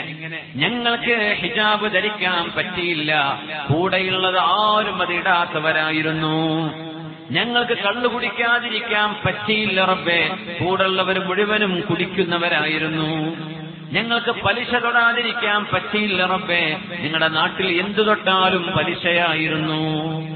ഞങ്ങൾ ദഈഫീങ്ങളാണ്, ഞങ്ങൾക്കത് ചെയ്യാതിരിക്കാൻ പറ്റാതെ പോയി എന്ന് അല്ലാഹുവിന്റെ മലക്കുകൾ ചോദിക്കുമ്പോ, അല്ലാഹുവിന്റെ മലക്കുകളുടെ ചോദ്യം, ഈ ആയത്തിന്റെ തഫ്സീർ മഹാന്മാരായ മുഫസ്സിരീങ്ങൾ വ്യാഖ്യാനിക്കുകയാണ്. ലിമാദാ അൻതും ഫീ ബിലാദിൽ കുഫ്രി, അള്ളാഹുവിന്റെ ദീനനുസരിച്ച് ജീവിക്കാൻ പറ്റാത്ത ഒരു കുഫ്റിന്റെ സാഹചര്യത്തിൽ എന്തിന് നിങ്ങൾ ജീവിച്ചു എന്ന് ചോദിക്കുമ്പോൾ അവർ പറയുന്ന മറുപടിയാണ്, കുന്നാ മുസ്തദഅഫീന ഫിൽ അർള്. മലക്കുകൾ വീണ്ടും ചോദിക്കും. ഇത് മരണസമയത്ത് നടക്കുന്ന ചോദ്യം ചെയ്യലാണ്. അലം തകുൻ അർളുല്ലാഹി വാസിഅ, അള്ളാഹുവിന്റെ ഭൂമി വിശാലമായിരുന്നില്ലേ? ഫതുഹാജിറൂ ഫീഹാ, അങ്ങനെ നിങ്ങൾക്ക് മൈഗ്രേറ്റ് ചെയ്യാൻ വിശാലതയുള്ള അള്ളാന്റെ ഭൂമി, ഈമാനിന്റെയും ദീനിന്റെയും ഷിആർ അനുസരിച്ച് ജീവിക്കാൻ നിങ്ങൾക്ക് കഴിയുമായിരുന്ന ഒരു രാജ്യം നിങ്ങൾക്ക് തിരഞ്ഞെടുക്കാൻ എന്തേ പ്രയാസമായത്? എന്തേ നിങ്ങളതിന് മുൻഗണന കൊടുക്കാതിരുന്നത്? നിങ്ങൾക്ക് മൈഗ്രേറ്റ് ചെയ്യുകയോ പ്രവാസിയാവുകയോ ചെയ്യുകയായിരുന്നുവെങ്കിൽ ഷിആറുകളുള്ള, ദീനിന്റെ സംസ്കാരമുള്ള, ഇസ്ലാമിക സംസ്കാരമുള്ള ഇടങ്ങളും നാടുകളും നിങ്ങൾക്ക് തിരഞ്ഞെടുക്കാമായിരുന്നില്ലേ എന്ന് അള്ളാന്റെ മലക്കുകൾ അവരോട് തിരിച്ചു മറുപടി പറയുമത്രേ. എന്ന് പറഞ്ഞാൽ, ഒരു മനുഷ്യൻ ഏതെങ്കിലും ഒരു ചുറ്റുപാടിൽ ചെന്ന് പെട്ടുപോയി, ഞാൻ അങ്ങനെയായിപ്പോയി, ഞാൻ ചെന്നുപെട്ട നാട് അങ്ങനെയായി എന്ന ഒരു മറുപടി അള്ളാഹുവിനോട് പറയാൻ കഴിയില്ല. അള്ളാന്റെ ഭൂമി വിശാലമല്ലയോ? ഫതുഹാജിറൂ ഫീഹാ, ഈ മൈഗ്രേഷനൊക്കെ ഹിജ്റ എന്ന് അറബിയിൽ പറയാ. ഫതുഹാജിറൂ ഫീഹാ, അങ്ങനത്തെ നല്ല ഭൂമികയെ തെരഞ്ഞെടുത്ത് നിങ്ങൾക്ക് മൈഗ്രേറ്റ് ചെയ്യാമായിരുന്നില്ലേ എന്ന് അള്ളാഹുവിന്റെ മലക്കുകൾ അവരോട് ചോദിക്കുമെന്ന് പരിശുദ്ധമായ ഖുർആൻ. അള്ളാഹു ബോധം നൽകട്ടെ. വിദേശ രാജ്യങ്ങളിലും പല നാടുകളിലും പോയി പഠിക്കുന്ന നമ്മുടെ മക്കളെ അള്ളാഹുവേ നീ കാത്തുകൊള്ളണേ തമ്പുരാനെ. ഒരു തിന്മയിലേക്കും വഴികേടിലേക്കും മയക്കുമരുന്ന് ലോബികളിലേക്കും വ്യഭിചാരത്തിന്റെ ഗ്യാങ്ങുകളിലേക്കും ചെന്നുപെടാതെ റബ്ബേ നിങ്ങളുടെ മക്കളെ നീ കാത്തുരക്ഷിക്കണേ തമ്പുരാനെ. ദുൽമുകൾ പലവിധമാണ്. അൽ മുസ്ലിമു അഖുൽ മുസ്ലിം ലാ യദ്ലിമുഹു വലാ യുസ്ലിമുഹു. ഒരു മുസ്ലിം അഖുൽ മുസ്ലിം, ഒരു മുസ്ലിമിന്റെ സഹോദരനാണ്. നമ്മൾ ഓരോരുത്തരും ഒരു ഉമ്മയാണ് നമ്മളെ പ്രസവിച്ചത് എന്ന ബോധം വേണം. നമ്മുടെ ഉമ്മമാരുടെ ഉമ്മയാണ്, നമ്മുടെ ഉപ്പമാരുടെ ഉമ്മയാണ് ഹവ്വാ റളിയല്ലാഹു അൻഹാ. നമ്മുടെ ഉമ്മപ്പമാരുടെ ഉപ്പയാണ് ആദം അലൈഹിസ്സലാം. ആ വഴിക്ക് മനുഷ്യ കുടുംബമെല്ലാം, മനുഷ്യരെല്ലാം ഒരു കുടുംബമല്ലയോ? എത്ര മനോഹരമായൊരു വീക്ഷണമാണ് ഇസ്ലാമിന്റേത്. അല്ലാഹു ഒരു ആണിൽ നിന്നും ഒരു പെണ്ണിൽ നിന്നുമാണ് നമ്മളെ പടച്ചത് എന്ന് പറയുമ്പോ നമ്മുടെ ഉമ്മ ഒന്നാണ് ഹവ്വാ ബീവി റളിയല്ലാഹു അൻഹാ. നമ്മുടെ ഉപ്പ ഒന്നാണ് ആദം അലൈഹിസ്സലാം. അതുകൊണ്ട് ഒരു മുസ്ലിം മറ്റൊരു മുസ്ലിമിന്റെ സഹോദരനാണ്. ലാ യദ്ലിമുഹു.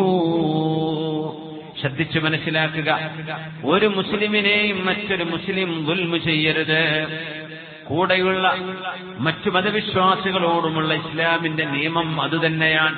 ഒരു മുസ്ലിമിന്റെ ഹക്കുകൾ ഏതോ ബഹുഭൂരിപക്ഷം ഹക്കുകളും അമുസ്ലിമീങ്ങളായ ആളുകൾക്കും വകവെച്ചു കൊടുക്കാനുള്ളതാണ്. ദുൽമ ചെയ്യാൻ പാടില്ല. തങ്ങൾ പറയുമായിരുന്നു, നാളെ പരലോകത്ത് വരുമ്പോൾ ഏതെങ്കിലും നമ്മുടെ കൂടെ ജീവിക്കുന്ന അമുസ്ലിമായ ഒരു മനുഷ്യനോട്, ഒരു മുആഹിദിനോട്, ഒരു ദിമ്മിയായ മനുഷ്യനോട് നിങ്ങൾ ആരെങ്കിലും ഒരു അനീതി ചെയ്താൽ നാളെ അല്ലാഹുവിന്റെ കോടതിയിൽ ആ മനുഷ്യൻ, റബ്ബേ നിന്റെ റസൂലിന്റെ അനുയായികളെന്ന് പറയുന്ന ആള് എന്നെ വഞ്ചിച്ചിട്ടുണ്ട്, എന്നെ പറ്റിച്ചിട്ടുണ്ട് എന്ന് പറയുമ്പോ അത് നിങ്ങൾ മനഃപൂർവ്വം ചെയ്തതാണെങ്കിൽ സംഭവിച്ചു പോകുന്ന പിഴവ്, സംഭവിച്ചു പോകുന്ന നഷ്ടം, സംഭവിച്ചു പോകുന്ന പരീക്ഷണങ്ങളിൽ പെട്ടുപോകുന്നതിനെ കുറിച്ചല്ല പറയുന്നത്. മനഃപൂർവ്വം ഒരാളിന്റെയും ഒന്നും ഒരു പിരിച്ചു പോലും നമുക്ക് എടുക്കാനോ അപഹരിക്കാനോ ഉപയോഗിക്കാനോ നമുക്ക് അവകാശമില്ല. അങ്ങനെ ഒരു മുആഹിദായ മനുഷ്യൻ, ഒരു മുസ്ലിമല്ലാത്ത ഒരു മനുഷ്യൻ നാളെ അള്ളാഹുവിന്റെ മുമ്പിൽ വന്ന് ഒരു മുസ്ലിമിനെതിരെ കേസ് ഫയൽ ചെയ്തു കഴിഞ്ഞാൽ ഞാൻ നാളെ ആ മുസ്ലിമിന് എതിരായിരിക്കും. നാളെ ഞാൻ ആ ദിമ്മിയിന്റെ കൂടെയായിരിക്കും.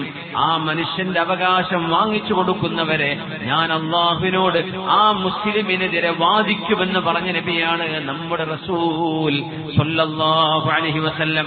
അത് നമ്മൾ ശരിക്കും മനസ്സിലാക്കണം. ഈ ഉമ്മത്തിനോട് ആർദ്രതയും സ്നേഹവും, എന്നാൽ ഒരു യുദ്ധമോ മറ്റോ നടത്താതെ സമാധാനപരമായി ജീവിച്ചു പോകുന്ന സാഹചര്യത്തിൽ ഒരു മുസ്ലിമിന്റെ ഹക്ക് ഏതാണോ, നിയമമേതാണോ, അവകാശങ്ങൾ ഏതാണോ അത് തന്നെയാണ് എല്ലാവരുടെയും. യുദ്ധക്കളത്തിലെത്തുമ്പോഴുള്ള നിയമം വേറെയാണ്. അത് യുദ്ധം ഉണ്ടാകുമ്പോഴല്ലേ. അതിനെ സംബന്ധിച്ച് ചർച്ച പോലും ഇപ്പൊ പ്രസക്തമല്ല. ഒരു മുസ്ലിം മറ്റൊരു മുസ്ലിമിന്റെ സഹോദരനാണ്. ലാ യദ്ലിമുഹു, അവനെ നിങ്ങൾ ആക്രമിക്കരുത്. വലാ യുസ്ലിമുഹു, അവന്റെ അഭിമാനം പിച്ചു ചീന്താൻ വേണ്ടി നിങ്ങൾ ജനങ്ങളിലേക്ക്, നിയമപാലയിലേക്ക്, അല്ലെങ്കിൽ കോടതിയിൽ അനാവശ്യമായ കേസ് പറഞ്ഞ് ഫയൽ ചെയ്യുന്നത്.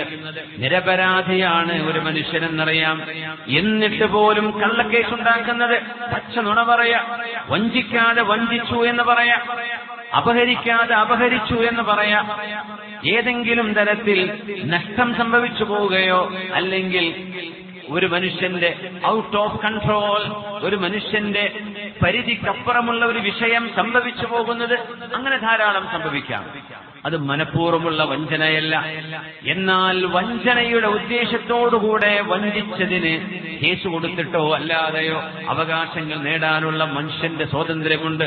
എന്നാൽ ഒരു മനുഷ്യൻ പെട്ടുപോയതാണെന്നറിയാം, ഒരു മനുഷ്യൻ നിരപരാധിയാണെന്നറിയാം, വളരെ നിസ്സാരമായ പൈസക്ക് കേസ് കൊടുത്തിട്ട് വലിയ വലിയ തുകകൾ ഞങ്ങൾക്ക് വേണം, കിട്ടാനുണ്ട് എന്ന് പറഞ്ഞ് കേസ് ഫയൽ ചെയ്യുന്നവർ, വിവാഹവുമായി ബന്ധപ്പെട്ട് ഒരു വിവാഹമോചനം നടക്കുമ്പോ അന്തസ്സിൽ ഭർത്താവിന്റെ വീട്ടിൽ ജീവിച്ചു പോന്ന പെണ്ണ് ആ വീട്ടിൽ നിന്ന് വേർപിരിയുമ്പോൾ ഭർത്താവിനെതിരെ, ഭർത്താവിന്റെ വാപ്പക്കെതിരെ, ഉമ്മക്കെതിരെ, പെങ്ങന്മാർക്കെതിരെ ഒരു കാരണവുമില്ലാതെ ദേഹോപദ്രവം ചെയ്തു എന്ന് കേസ് കൊടുക്കുന്നവര്, ഉപദ്രവിച്ചു എന്ന് കേസ് കൊടുക്കുന്നവർ, അപമാനിച്ചു എന്ന് കേസ് കൊടുക്കുന്നവർ, അന്തസ്സോടെ നോക്കിയ, അന്തസ്സോട് ഒരു പൊന്നുമോളെ പോലെ പരിരക്ഷിച്ചു പോകുന്ന കുടുംബങ്ങളോട് പോലും കോടതിയുടെ മുമ്പിൽ ചെന്ന് 4 കാശ് കിട്ടും എന്ന മോഹം കൊണ്ട് പച്ചയായ നുണ പറഞ്ഞ് കേസുണ്ടാക്കി കൊടുക്കുന്ന പെണ്ണുങ്ങളെ, ആണുങ്ങളെ, നിങ്ങൾ ഓർക്കേണമേ, പുണ്യനിബിധങ്ങൾ പറഞ്ഞ നിയമത്തിനെതിരാണ് നമ്മൾ ചെയ്യുന്നത്.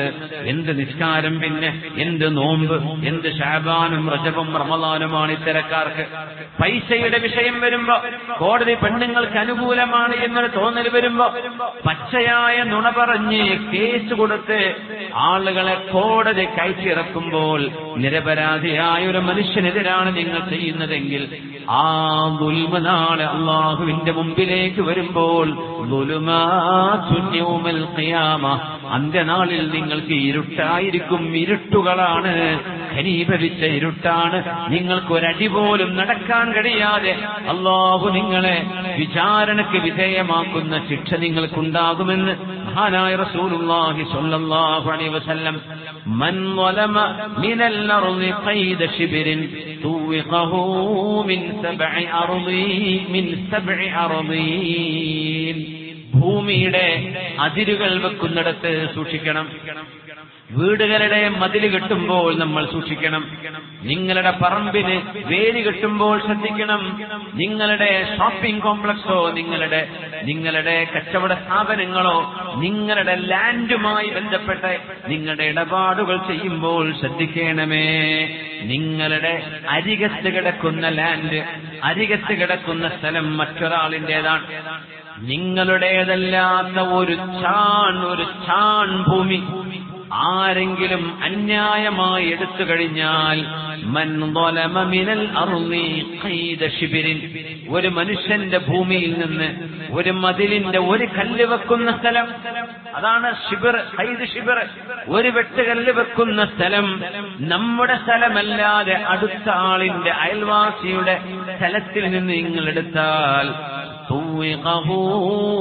മിൻ സബ്ഇ അർളീൻ, ഈ ഭൂമിയുടെ ഉള്ളിലേക്ക് എത്രയായിരം കിലോമീറ്റർ ആഴമുണ്ടോ അത്രയും ആഴത്തിൽ ആ ഒരു ചാൺ ഭൂമി അല്ലാഹു കട്ട് ചെയ്തെടുക്കുകയും നാളെ ഖിയാമത്ത് നാളിൽ ഒരു മനുഷ്യന് നടക്കാനോ അനങ്ങാതോ കഴിയാത്ത വിധം അവൻ കട്ടെടുത്ത് വെച്ച ഭൂമികളെ ചുരുളുകളാക്കി കഴുത്തിൽ അല്ലാഹു ചാർത്തിക്കൊടുത്ത് മാലോകർക്ക് ബോധ്യപ്പെടും, ദുന്യാവിൽ അന്യവന്റെ ഭൂമി മോഷ്ടിച്ചവനായിരുന്നു ഇതെന്ന് കാണിച്ചു കൊടുക്കുന്ന വിധം അല്ലാഹു ഭൂമിയിൽ കയ്യേറുന്ന ആളുകൾക്ക് അല്ലാഹു ശിക്ഷ കൊടുക്കുന്നുവെന്ന് ഇമാം ബുഖാരി ധരിച്ച ഹദീസാണ്. റസൂലുള്ളാഹി സ്വല്ലല്ലാഹു അലൈഹി വസല്ലം തങ്ങളാണ് പറയുന്നത്, മൻ ളലമ മിനൽ അർളി ഖൈദ ശിബിരിൻ തൂഖഹു മിൻ സബ്ഇ അർളീൻ. ഈ ഭൂമിക്ക് 7 ലെയറുകളാണ്. ഭൂമിയുടെ കോർ അതിന്റെ ക്രസ്റ്റിലേക്ക് എത്തുന്നത് വരെ ആ 7 ലെയറുകളിൽ നിന്നും ആ ഒരു ചാണിനെ മുറിച്ചല്ലാഹു താഴെ കട്ട് ചെയ്തെടുത്ത് മാലയായി കഴുത്തിൽ ചാർത്തി കൊടുക്കും. അതുകൊണ്ട് നിങ്ങളുടെ ഒരു ചാണോ അരച്ചാണോ ഒന്ന് പോയാൽ പോലും മറ്റൊരാളിന്റേത് നമ്മളിലേക്ക് വരരുത് എന്ന് നിർബന്ധം വേണം. മറ്റൊരാളിന്റെ ഭൂമി നമുക്ക് വേണ്ട. നമ്മുടേതൊരാൾ അപഹരിച്ചു എന്ന് വിചാരിക്കാം, അള്ളാന്റെ കോടതിയിലേക്ക് പോകുമ്പോൾ നമുക്കൊരു നിധിയാണത്, നമുക്കൊരു വരുമാനമാണത്, നാളെ നമുക്കത് ഉപകാരപ്പെടും. അങ്ങനത്തെ വല്ല ദുൽമും എന്നോടാരെങ്കിലും ഒന്ന് ചെയ്തെങ്കിലെന്ന് മനുഷ്യൻ കൊതിച്ചു പോകുന്ന നേരമാണത്. എന്നല്ലാതെ മറ്റാരുടേതും നമ്മൾ അപഹരിക്കരുതേ എന്ന് റസൂലുള്ളാഹി സ്വല്ലല്ലാഹു അലൈഹി വസല്ലം മഹാനായ അബൂ സലമത്ത് ഇബ്നു അബ്ദുറഹ്മാൻ റളിയല്ലാഹു അൻഹു, മഹാനായ അബൂ സലമ റളിയല്ലാഹു അൻഹുവിന്റെ ഭൂമി മറ്റൊരാൾ കയ്യേറി എന്നൊരു പരാതി ഉണ്ടായിരുന്നു. അബൂ സലമ റളിയല്ലാഹു അൻഹു ആയിഷ ബീവിയോട് വന്ന് പരാതി പറഞ്ഞു. ഹബീബായ തങ്ങളുടെ വഫാത്തിന് ശേഷം ആയിഷ ബീവി റളിയല്ലാഹു അൻഹാ ചോദിച്ചിട്ട് പറഞ്ഞു, യാ അബാ സലമ ഇജ്തനിബിൽ അർള്, അബൂ സലമ ഭൂമിയുടെ വിഷയമല്ലേ, നിങ്ങളുടേതല്ലാത്തത് തൊട്ടുപോകരുത് കേട്ടോ, ഭൂമി തൊടണ്ട, ഭൂമി തുടരുതേ, നിങ്ങളുടേതല്ലാത്തത് എടുക്കരുത്. അങ്ങനെയാണെങ്കിൽ പള്ളിയുടെയും മദ്രസയുടെയും വഖഫുകൾ കയ്യേറുന്നത് എത്ര ഗുരുതരമായ തെറ്റാണ്. മസ്ജിദിന്റെ ഭൂമി കയ്യേറുന്ന ആളുകൾ, മസ്ജിദിന്റേത് ദുരുപയോഗം ചെയ്യുന്നത്, അള്ളാഹുവിന് വഖഫ് ചെയ്യപ്പെട്ട ഭൂമികളുടെ ഉടമസ്ഥാവകാശം അള്ളാഹുവിനാണ് എന്ന് മനസ്സിലാക്കണം. അത് അള്ളാഹുവിന് വഖഫ് ചെയ്യപ്പെട്ടതാണ്. അതൊരു മനുഷ്യൻ കയ്യേറിയാൽ അള്ളാഹുവിന്റെ അധികാരത്തിലാണ് കയ്യേറുന്നത് എന്ന ബോധ്യം വേണം. അബൂ സലമ റളിയല്ലാഹു അൻഹുവിനോട് ആയിഷ ബീവി പറയാണ്, ഇജ്തനിബിൽ അർള, ആ ഭൂമി വിട്ടേക്കിൻ അബൂ സലമ, فإن رسول الله صلى الله عليه وسلم قال, അല്ലാഹുവിന്റെ റസൂൽ അല്ലയോ പറഞ്ഞത്, മൻ ളലമ ഖൈദ ശിബിരിൻ തുമിഖഹു മിൻ സബ്ഇ അർളീൻ. 7 ഭൂമിയുടെ തട്ടിലേക്ക് വരെ കയ്യേറിയ ഭൂമി അള്ളാഹു മുറിച്ചെടുക്കുകയും അതൊരു മാലയായി ആരാർപ്പണം ചെയ്തുകൊണ്ട് അപമാനിക്കുമെന്ന് മഹാനായ റസൂലുള്ളാഹി തങ്ങൾ. സഈദ് ഇബ്നു സൈദ് റളിയല്ലാഹു അൻഹു അവറുകളും അർവ എന്ന് പറയുന്ന ഒരു പെണ്ണും തമ്മിൽ ഒരു സ്ഥലത്തിന്റെ വിഷയത്തിൽ പ്രയാസമുണ്ടായിരുന്നു. സഈദ് ഇബ്നു സൈദ് റളിയല്ലാഹു അൻഹുവിനെ കോടതിയിലേക്ക് വിളിപ്പിച്ചു. മഹാനായ സഈദ് എന്നവര് പറഞ്ഞു, മഹാനായ അന്നത്തെ ഖലീഫയോട്, യാ അമീറൽ മുഅ്മിനീൻ അന അൻതഖിസു മിൻ ഹഖ്ഖിഹാ ഷൈആ. ആ അർവ എന്ന് പറയുന്ന പെണ്ണിന്റെ ഭൂമി ഞാൻ കയ്യേറി എന്ന് നിങ്ങൾക്ക് തോന്നുന്നുണ്ടോ? അഷ്ഹദു, അല്ലാഹുവിനെ തന്നെയാണ് സത്യം, ലസമിഅതു റസൂലല്ലാഹി സ്വല്ലല്ലാഹു അലൈഹി വസല്ലം യഖൂൽ, പുണ്യനബി പറയുന്നത് ഞാൻ എന്റെ ചെവി കൊണ്ട് കേട്ടതാണ്. എന്താ പറഞ്ഞത്? മൻ അഖദ ശിബ്റൻ മിനൽ അർളി ദുൽമൻ ഫഇന്നഹു യുതവഖഹു യൗമൽ ഖിയാമ മിൻ സബഇ അർളീൻ. 7 ഭൂമിയിൽ നിന്ന് അല്ലാഹു മാലയാക്കി അണിയുമെന്ന ഹദീസ് ഞാൻ എന്റെ ചെവി കൊണ്ട് കേട്ടതാണെന്ന് മഹാനായ സഈദ് ഇബ്നു സൈദ് ഇബ്നു അംർ ഇബ്നു നുഫൈൽ റളിയല്ലാഹു അൻഹു സഹാബിയാണ്. മഹാനവറുകൾ പറയാ, അത് കേട്ടതിന് ശേഷം എങ്ങനെയാണ്? ആ പെണ്ണ് പറഞ്ഞു, ഇത് എന്റേതാണ്. ആ ഭൂമിയാണെങ്കിലോ മഹാനായ സഈദ് തങ്ങളുടേതായിരുന്നു. പക്ഷേ അതിന്റെ മേൽ അധികാരം പറഞ്ഞു വന്നു. അതിന് സമാനമായ സംഭവം സഅദ് ഇബ്നു അബീ വഖാസ് റളിയല്ലാഹു അൻഹുവിന്റെ വിഷയത്തിലുണ്ടായിട്ടുണ്ട്. മഹാനായ സഅദ് എന്നവരെ കുറിച്ച് ഒരു പെണ്ണ് ഇതുപോലെ പരാതി പറഞ്ഞു. സഅദ് എന്നവര് ആ പെണ്ണിന്റെ കൃഷിഭൂമി കയ്യേറിയെന്ന്. ഹബീബായ നബി ഞങ്ങളുടെ സ്വഹാബിയാണ്, ദുആഇന് ഉത്തരമുള്ള സ്വഹാബിയാണ് സഅദ് ഇബ്നു അബീ വഖാസ് റളിയല്ലാഹു അൻഹു. നബിയേ, ഉദ്ഉല്ലാഹ അൻ യജ്അലനി മുസ്തജാബദ് ദഅവ, നബിയേ അല്ലാഹുവിനോട് ദുആ ചെയ്യണേ, എന്റെ ദുആഇന് ഉത്തരം കിട്ടാൻ വേണ്ടി ദുആ ചെയ്യണേ. അപ്പോഴാ നബി ഞങ്ങൾ പറഞ്ഞത്, സഅദേ അത്തിബ് മത്അമക തകുൻ മുസ്തജാബദ് ദഅവ, നിങ്ങൾ കഴിക്കുന്ന ഭക്ഷണം ഹലാലാണ് എന്ന് ഉറപ്പുവരുത്തണേ. ഹറാമ് കഴിക്കരുതേ, ഹറാമായ ഭക്ഷണം തുടരുതേ, നിങ്ങളുടെ ദുആക്ക് ഉത്തരമുണ്ടായിരിക്കും. ആ സഅദ് എന്നവർ ദുആ ചെയ്ത് ഉത്തരമുണ്ടായിരുന്നു. ആ പെണ്ണിന്റെ വിഷയത്തിൽ സഅദ് എന്നവർ പറഞ്ഞു, പെണ്ണേ, നിങ്ങളുടെ ഭൂമി ഞാൻ എങ്ങനെ കയ്യേറാ, അത് എന്റേതാണ്. അന്ന് ഇന്നത്തെ പോലെ ആധാരം അടിയാധാരം ഒന്നും ഇല്ലല്ലോ. മഹാനായ സഅദ് എന്നവർക്കറിയാം അത് സഅദ് എന്നവരുടേതാണ്. ആ പെണ്ണ് വിട്ടുകൊടുത്തില്ല. സഅദ് എന്നവർ പറഞ്ഞു, എന്നാൽ അത് നിങ്ങൾ കയ്യേറുകയാണെങ്കിൽ കയ്യേറിക്കോ. സഅദ് എന്നവർ ദുആ ചെയ്തു, പടച്ചവനേ, അല്ലാഹുമ്മ അഅമി ബസറഹാ വജ്അൽ ഖബ്റഹാ ഫീ ബിരിഹാ. ഒരു ദുആയാ. മനസ്സ് വേദനിക്കും, അങ്ങനെയാ. മനസ്സ് വേദനിക്കുമ്പോൾ ദുആ ചെയ്തു പോകും. അല്ലാഹുവേ, ആ പെണ്ണ് പറഞ്ഞത് നുണയാണെങ്കിൽ, ആ പെണ്ണ് പറഞ്ഞത് കളവാണെങ്കിൽ അവളുടെ കണ്ണിന്റെ കാഴ്ച എടുത്തു കളയണമേ.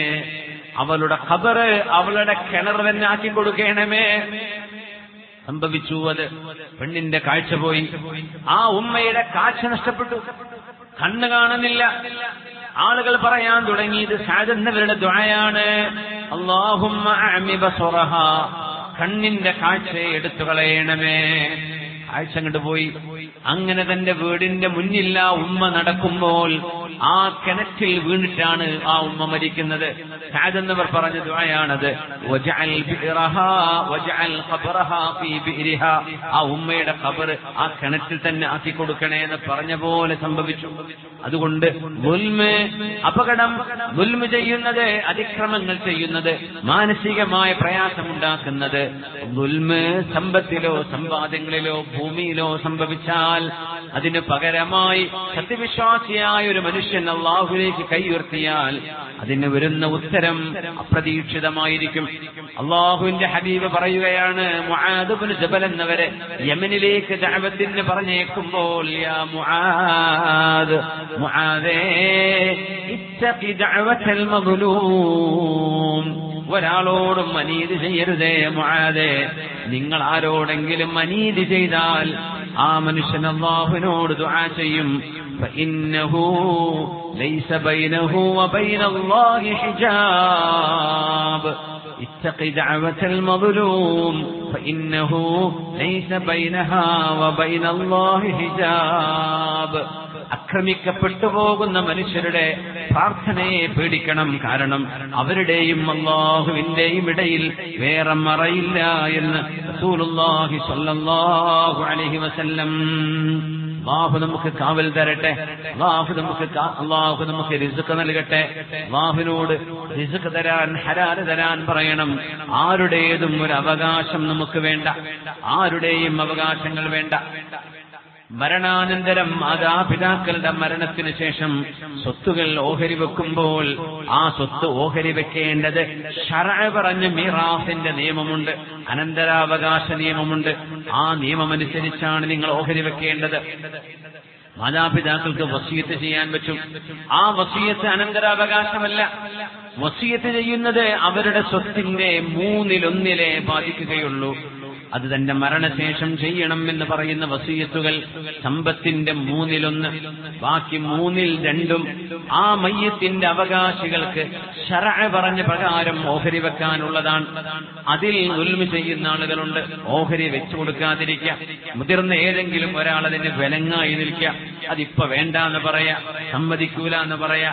ചെയ്യാൻ പാടുള്ളതല്ല. നമ്മുടെ മസ്ജിദിന്റെ മെഹ്റാബിൽ വന്നുകൊണ്ട് നമ്മുടെ ഖാദിയുമായി നമ്മുടെ ഖതീബുമായി പള്ളി കമ്മിറ്റിയുമായി കൂടിയിരുന്ന് നമ്മുടെ മസ്ജിദിന്റെ മെഹ്റാബിൽ വെച്ച് തീർക്കാൻ പറ്റുന്ന വിഷയങ്ങളാണ് അനാവശ്യമായ കോടതികളിലേക്ക്, കുടുംബ കോടതികളിലേക്ക് വഴിമാറുന്നത്. കോടതി വരാന്തകളിൽ മനുഷ്യന്മാർ മാസങ്ങളോളം നടക്കുകയാണ് വിധിയും കാത്തുകൊണ്ട്. നമ്മുടെ മെഹ്റാബിൽ നിന്നുകൊണ്ട് നമ്മുടെ ഇമാമുമാർ, നമ്മുടെ ഖതീബുമാർ, നമ്മുടെ ഖാദിമാർ, നമ്മുടെ ആലിമീങ്ങൾ അവരോട് ചോദിച്ച് മനസ്സിലാക്കി പരിഹാരം കാണാൻ കഴിയുന്ന വിഷയങ്ങൾക്കാണ് നമ്മൾ കോടതികൾ കയറിയിറങ്ങുന്നത്. അത്യാവശ്യമെങ്കിൽ അതാവാം. കോടതികൾക്ക് എത്രയോ കേസുകളുണ്ട് തീർക്കാൻ പറ്റാത്തത്.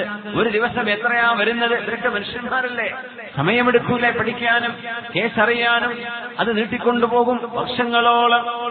എന്നിട്ട് അനന്തരാവകാശികൾ മരിച്ചു പോകും, അവരുടെ മക്കളായിരിക്കും പിന്നെ വരിക. അവ വീണ്ടും കോംപ്ലിക്കേറ്റഡായി, ഇങ്ങനെ കോംപ്ലിക്കേഷനായി ഹക്കുകൾ വീടാതെ കിടക്കുമ്പോൾ ആ മരിച്ച മയ്യത്തിന് സമാധാനമുണ്ടോ ഖബറിൽ? ഹക്കടപാടുകൾ ശരീഅത്ത് പറഞ്ഞ പോലെ ചെയ്യണം. ആണോഹരിയും പെണ്ണോഹരിയും എന്ന് പറയുന്ന 2 ഓഹരിയുണ്ടല്ലോ, നമുക്കൊക്കെ അറിയൂലേ അത്. പെണ്ണുങ്ങൾ വാശി പിടിക്കരുത്. ആണോഹരി പെണ്ണുങ്ങൾക്ക് വേണമെന്ന് പറയരുത്. എന്തുകൊണ്ട് പറയരുത്? അള്ളാന്റെ നിയമം അങ്ങനെയാണ്. എന്തുകൊണ്ടാണ് അള്ളാന്റെ നിയമം അങ്ങനെ ആവാൻ കാരണമെന്ന് നിങ്ങൾ ശരിക്കൊന്ന് ബോധിക്കണം. ഒരാണിന് ലഭിക്കുന്ന ഓഹരി, ആ ആണ് വീടിന്റെ ചെലവ് കൊടുക്കേണ്ട ആളാണ്. ആ ആണൊരിക്കൽ പിതാവാണ്, ഭർത്താവായിരിക്കും. ആ ആണാണ് വീട് വെക്കേണ്ടത്. ഈ കിട്ടിയ ഓഹരിൽ നിന്ന് അവൻ ചെലവഴിക്കണം. അവന്റെ പെങ്ങൾക്ക് കിട്ടിയ സ്വത്ത് അവന് കിട്ടിയതിന് പകുതിയെ കാണൂ. ആ പെങ്ങളുടെ സ്വത്ത് അവൾക്കുള്ളതാണ്. അവളതിന് ചെലവഴിക്കേണ്ടതില്ല. അവൾക്ക് ചെലവഴിക്കാൻ അവളുടെ ആങ്ങള കാണും, അവളുടെ ഭർത്താവ് കാണും, അവളുടെ മക്കള് കാണും. അവളുടെ സ്വത്ത് അവൾക്കുള്ളതാണ്. എന്നാൽ ആണിന്റെ സ്വത്ത് അങ്ങനെയാണോ? ആണിന്റെ സ്വത്ത് കൊണ്ടാണ് ജീവിച്ചിരിക്കുന്ന ഉമ്മയെ ചികിത്സിക്കേണ്ടത്. ആണിന്റെ സ്വത്ത് കൊണ്ടാണ് അവന്റെ മക്കളെ അവന് കെട്ടിക്കുന്നത്, അവന്റെ മക്കൾക്ക് വിദ്യാഭ്യാസം നൽകുന്നത്. ആണിന്റെ സ്വത്ത് കൊണ്ടാണ് പള്ളിക്കും മദ്രസക്കും ദാനം ചെയ്യുന്നത്. ആണിന്റെ സ്വത്ത് കൊണ്ടാണ് വീടിലെ ചെലവ് പുലർത്തുന്നത്. ആണിന്റെ സ്വത്ത് കൊണ്ടാണ് മറ്റു ആവശ്യങ്ങളൊക്കെ നിർവഹിക്കപ്പെടുന്നത്. അതിനൊക്കെ ചെലവഴിക്കാനുള്ളതാണ് ആണിന്റേത്. അതുകൊണ്ട് ശറഅ് പറഞ്ഞു പെണ്ണിന്റെ ഇരട്ടിയാണ് ആണിനെ എന്ന്. എന്നാൽ പെണ്ണിന് കിട്ടുന്നതോ അവൾക്ക് മാത്രം സൂക്ഷിച്ചു വെക്കാനുള്ളതാണ്, ചെലവഴിക്കേണ്ടതില്ല. അവൾക്ക് വേണമെങ്കിൽ ചെലവഴിച്ചാൽ മതി. ആണിന്റേത് അങ്ങനെയാണോ? ആണിന്റേത് അവൻ മജ്ബൂറാണ്, അവൻ കുടുംബനാഥനാണ്. അവന്റെ ഭാര്യയെ നോക്കണം, മക്കളെ നോക്കണം, ജീവിച്ചിരിപ്പുള്ള ഉമ്മയോ വാപ്പയോ ഉണ്ടെങ്കിൽ അവരെ നോക്കണം. അവരുടെ ചികിത്സയുടെ ചെലവ് ആണ് ചെലവഴിക്കാനുള്ളതാണ്, പെണ്ണിനുള്ളതല്ല. അതുകൊണ്ട് പെണ്ണുങ്ങളെ ആണോഹരിയും പെണ്ണോഹരിയും നമുക്ക് വേണ്ട, നമുക്ക് ഒരുപോലെ മതിയെന്ന് അനന്തര സ്വത്തിൽ വാശി പിടിക്കരുത്. അനന്തര സ്വത്ത് നിയമം ഖുർആൻ പറഞ്ഞ നിയമമാണ്. അത് വിശുദ്ധ ഖുർആനിന്റെ നിയമമാണ്. അത് അങ്ങനെ തന്നെ കിടക്കട്ടെ. അതിന്റെ വിഷയത്തിൽ ദുൽമുണ്ടാവരുത്. ആരെങ്കിലും കയറിയിട്ട് എനിക്ക് ആ ഒരു റോഡ് സൈഡ് തന്നെ വേണം, ഈ പ്ലോട്ട് തന്നെ വേണം, അതെനിക്ക് വേണ്ട, അത് മറ്റൊരാളെടുത്താൽ മതി എന്നൊന്നും പറയരുത്. മസ്ലഹത്തോടുകൂടെ നമ്മുടെ പള്ളി കമ്മിറ്റി ഭാരവാഹികൾ ചെയ്യുന്നത് വലിയൊരു ദൗത്യമാണ്.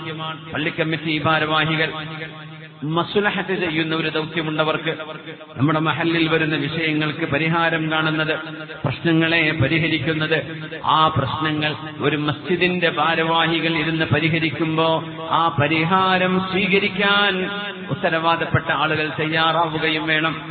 ആര് പറഞ്ഞാലും ഞാൻ കേൾക്കില്ല എന്ന ധിക്കാരം നാളെ ഖബറിലേക്ക് പോകുമ്പോൾ ഇരുട്ടിന്റെ ഭാണ്ഡങ്ങളുമായിട്ടാണ് പോകുന്നത് എന്നോർക്കണം. ഇന്നല്ലദീന യഖുലൂന അംവാലൽ യതാമാ ദുൽമാ ഇന്നമാ യഅകുലൂന ഫീ ബുതൂനിഹിം നാറാ വസയസ്ലൂന സഈറാ. യതീംഖാനകളും അറബി കോളേജുകളും മദ്രസയും പള്ളിയുമെല്ലാം അമാനത്താണ്. അവർക്കുള്ള സമ്പത്ത്, അവർക്ക് വേണ്ടി വരുന്ന ദാനം, അവർക്ക് വരുന്ന വഖഫ് വഴിമാറ്റി ചെലവഴിക്കുക പാടുള്ളതല്ല. വഴിമാറ്റി ചെലവഴിക്കുക പാടുള്ളതല്ല. ഒരു ദീനീ സ്ഥാപനത്തിനോ പള്ളിക്കോ വരുന്ന ഫണ്ട് അതിന്റെ കമ്മിറ്റിക്കാർക്ക് റോൾ ചെയ്യാനുള്ളതല്ല, തൊടാൻ പാടില്ല. ലക്ഷങ്ങളോ കോടികളോ പള്ളിക്ക് വരുമാനമുണ്ടാകാം. ആ അക്കൗണ്ടിൽ നിന്ന് ഒരു വ്യക്തിപരമായ ആവശ്യത്തിന് എത്ര കമ്മിറ്റിക്കാർ കൂടി സമ്മതം കൊടുത്താൽ പോലും ആ സമ്മതം അല്ലാഹു സ്വീകരിക്കുകയില്ല. എന്തുകൊണ്ട്? അത് അമാനത്താണ്, പള്ളിയുടെ ഹുർമത്തുള്ള സ്വത്താണത്. ഒരു വ്യക്തിക്ക് ഉപയോഗിക്കാനുള്ളതല്ല, ഒരു വ്യക്തിക്ക് ഉപയോഗിക്കാനുള്ളതല്ല. അത് മസ്ജിദിനോ അനുബന്ധ സ്ഥാപനങ്ങൾക്കോ ഉള്ളതാണ്. റോള് ചെയ്യാൻ പോലും പാടില്ല. ഇന്ന് ഒരു 10 ലക്ഷം അടിക്കും, നാളെ ഞാനും തിരിച്ചു തരാം എന്ന് ചോദിക്കുന്ന ആൾ ഒരു പക്ഷേ പള്ളിക്ക് 50 ലക്ഷം കൊടുത്ത ആളായിരിക്കും. പക്ഷേ ഈ 10 ലക്ഷം കൊടുക്കാൻ പറ്റുമോ? കൊടുക്കാൻ പാടില്ല. എന്തുകൊണ്ട്? ഇത് അമാനത്താണ്, യതീമുകളുടെ സ്വത്ത്. മുതഅല്ലിമീങ്ങൾക്ക് വഖഫ് ചെയ്തത്, പള്ളിക്കും മദ്രസക്കും വഖഫ് ചെയ്തത് എത്രയോ സൂക്ഷ്മതയോടുകൂടെ കൈകാര്യം ചെയ്യേണ്ടതാണ്. അല്ലാഹുവേ, നീ തൗഫീഖ് നൽകണേ തമ്പുരാനേ. ആമീൻ യാ റബ്ബൽ ആലമീൻ. മത്വലുൽ ഗനീ ദുൽമുൻ. കടം വാങ്ങിയിട്ട് തിരിച്ചു കൊടുക്കാതിരിക്കുന്ന പ്രവണത ഇന്ന് വർദ്ധിച്ചുകൊണ്ടിരിക്കുകയാണ്. കടം വാങ്ങിയിട്ട് അടിച്ചുപൊളിച്ച് നടക്കുക, കടം വാങ്ങിയിട്ട് തിരിച്ചു കൊടുക്കാതെ സമയമായിട്ടും തന്റെ കയ്യിൽ ആ കാശ് തിരിച്ചു വന്നിട്ടും വേറെ ആവശ്യങ്ങൾക്ക് വേണ്ടി ചെലവഴിച്ച് കടക്കാരുടെ കടം വീട്ടാതിരിക്കുന്നത് മത്വലുൽ ഗനീ ദുൽമുൻ. ഖാല റസൂലുള്ളാഹ് സ്വല്ലല്ലാഹു അലൈഹി വസല്ലം, സമ്പത്തുള്ള ഒരാള് കടം തിരിച്ചു കൊടുക്കാതെ ബുദ്ധിമുട്ടാക്കുന്നത് ദുൽമാണ് എന്ന് റസൂലുള്ളാഹി സ്വല്ലല്ലാഹു അലൈഹി വസല്ലം. മത്വലുൽ ഗനീ ദുൽമുൻ, മത്വലുൽ ഗനീ ദുൽമുൻ. ആ ഹദീസ് മനസ്സിലാക്കാൻ 3 വാക്കുകളാണ്. മത്വൽ അൽ ഗനീ ദുൽമുൻ. സമ്പത്തുള്ള ഒരാള് സ്വീപ്പാക്കാണ് മത്വൽ എന്ന് പറഞ്ഞാൽ. നാളെ തരാം, എന്നാ തരാം, പിന്നെ തരാം. ഉണ്ടായിട്ട് കൊടുക്കാതിരിക്കുക, ഉള്ളത് കൊടുക്കാതിരിക്കുന്നതിനെ കുറിച്ചായി പറയുന്നത്. ഒരു മുഅശ്ശിറാണെങ്കിൽ ഏതെങ്കിലും ഒരാൾക്ക് അങ്ങനെ ആ കടം പറഞ്ഞ സമയത്ത് കൊടുക്കാൻ കഴിയാതെ വന്നിട്ടുണ്ടെങ്കിൽ കടം കൊടുത്ത ആളുകൾ അവർക്ക് സമയം നീട്ടിക്കൊടുക്കണം. അങ്ങനെ നീട്ടിക്കൊടുക്കുകയാണെങ്കിൽ കടം കൊടുത്ത ആള് എത്രയാണോ കടം കൊടുത്തത് ആ സംഖ്യ അയാൾക്ക് സ്വതക്ക കൊടുത്ത പോലെയാണ്. ഓരോ ദിവസം കൂടുന്നതിനും ഓരോ ദിവസം അത്രയും സംഖ്യ നിങ്ങൾ സ്വതക്ക ചെയ്ത കൂലി നിങ്ങൾക്ക് ലഭിക്കുമെന്ന് അഷ്റഫുൽ ഖൽഖ് സ്വല്ലല്ലാഹു അലൈഹി വസല്ലം. ജോലി ചെയ്തവർക്ക് ശമ്പളം കൊടുക്കുന്നത്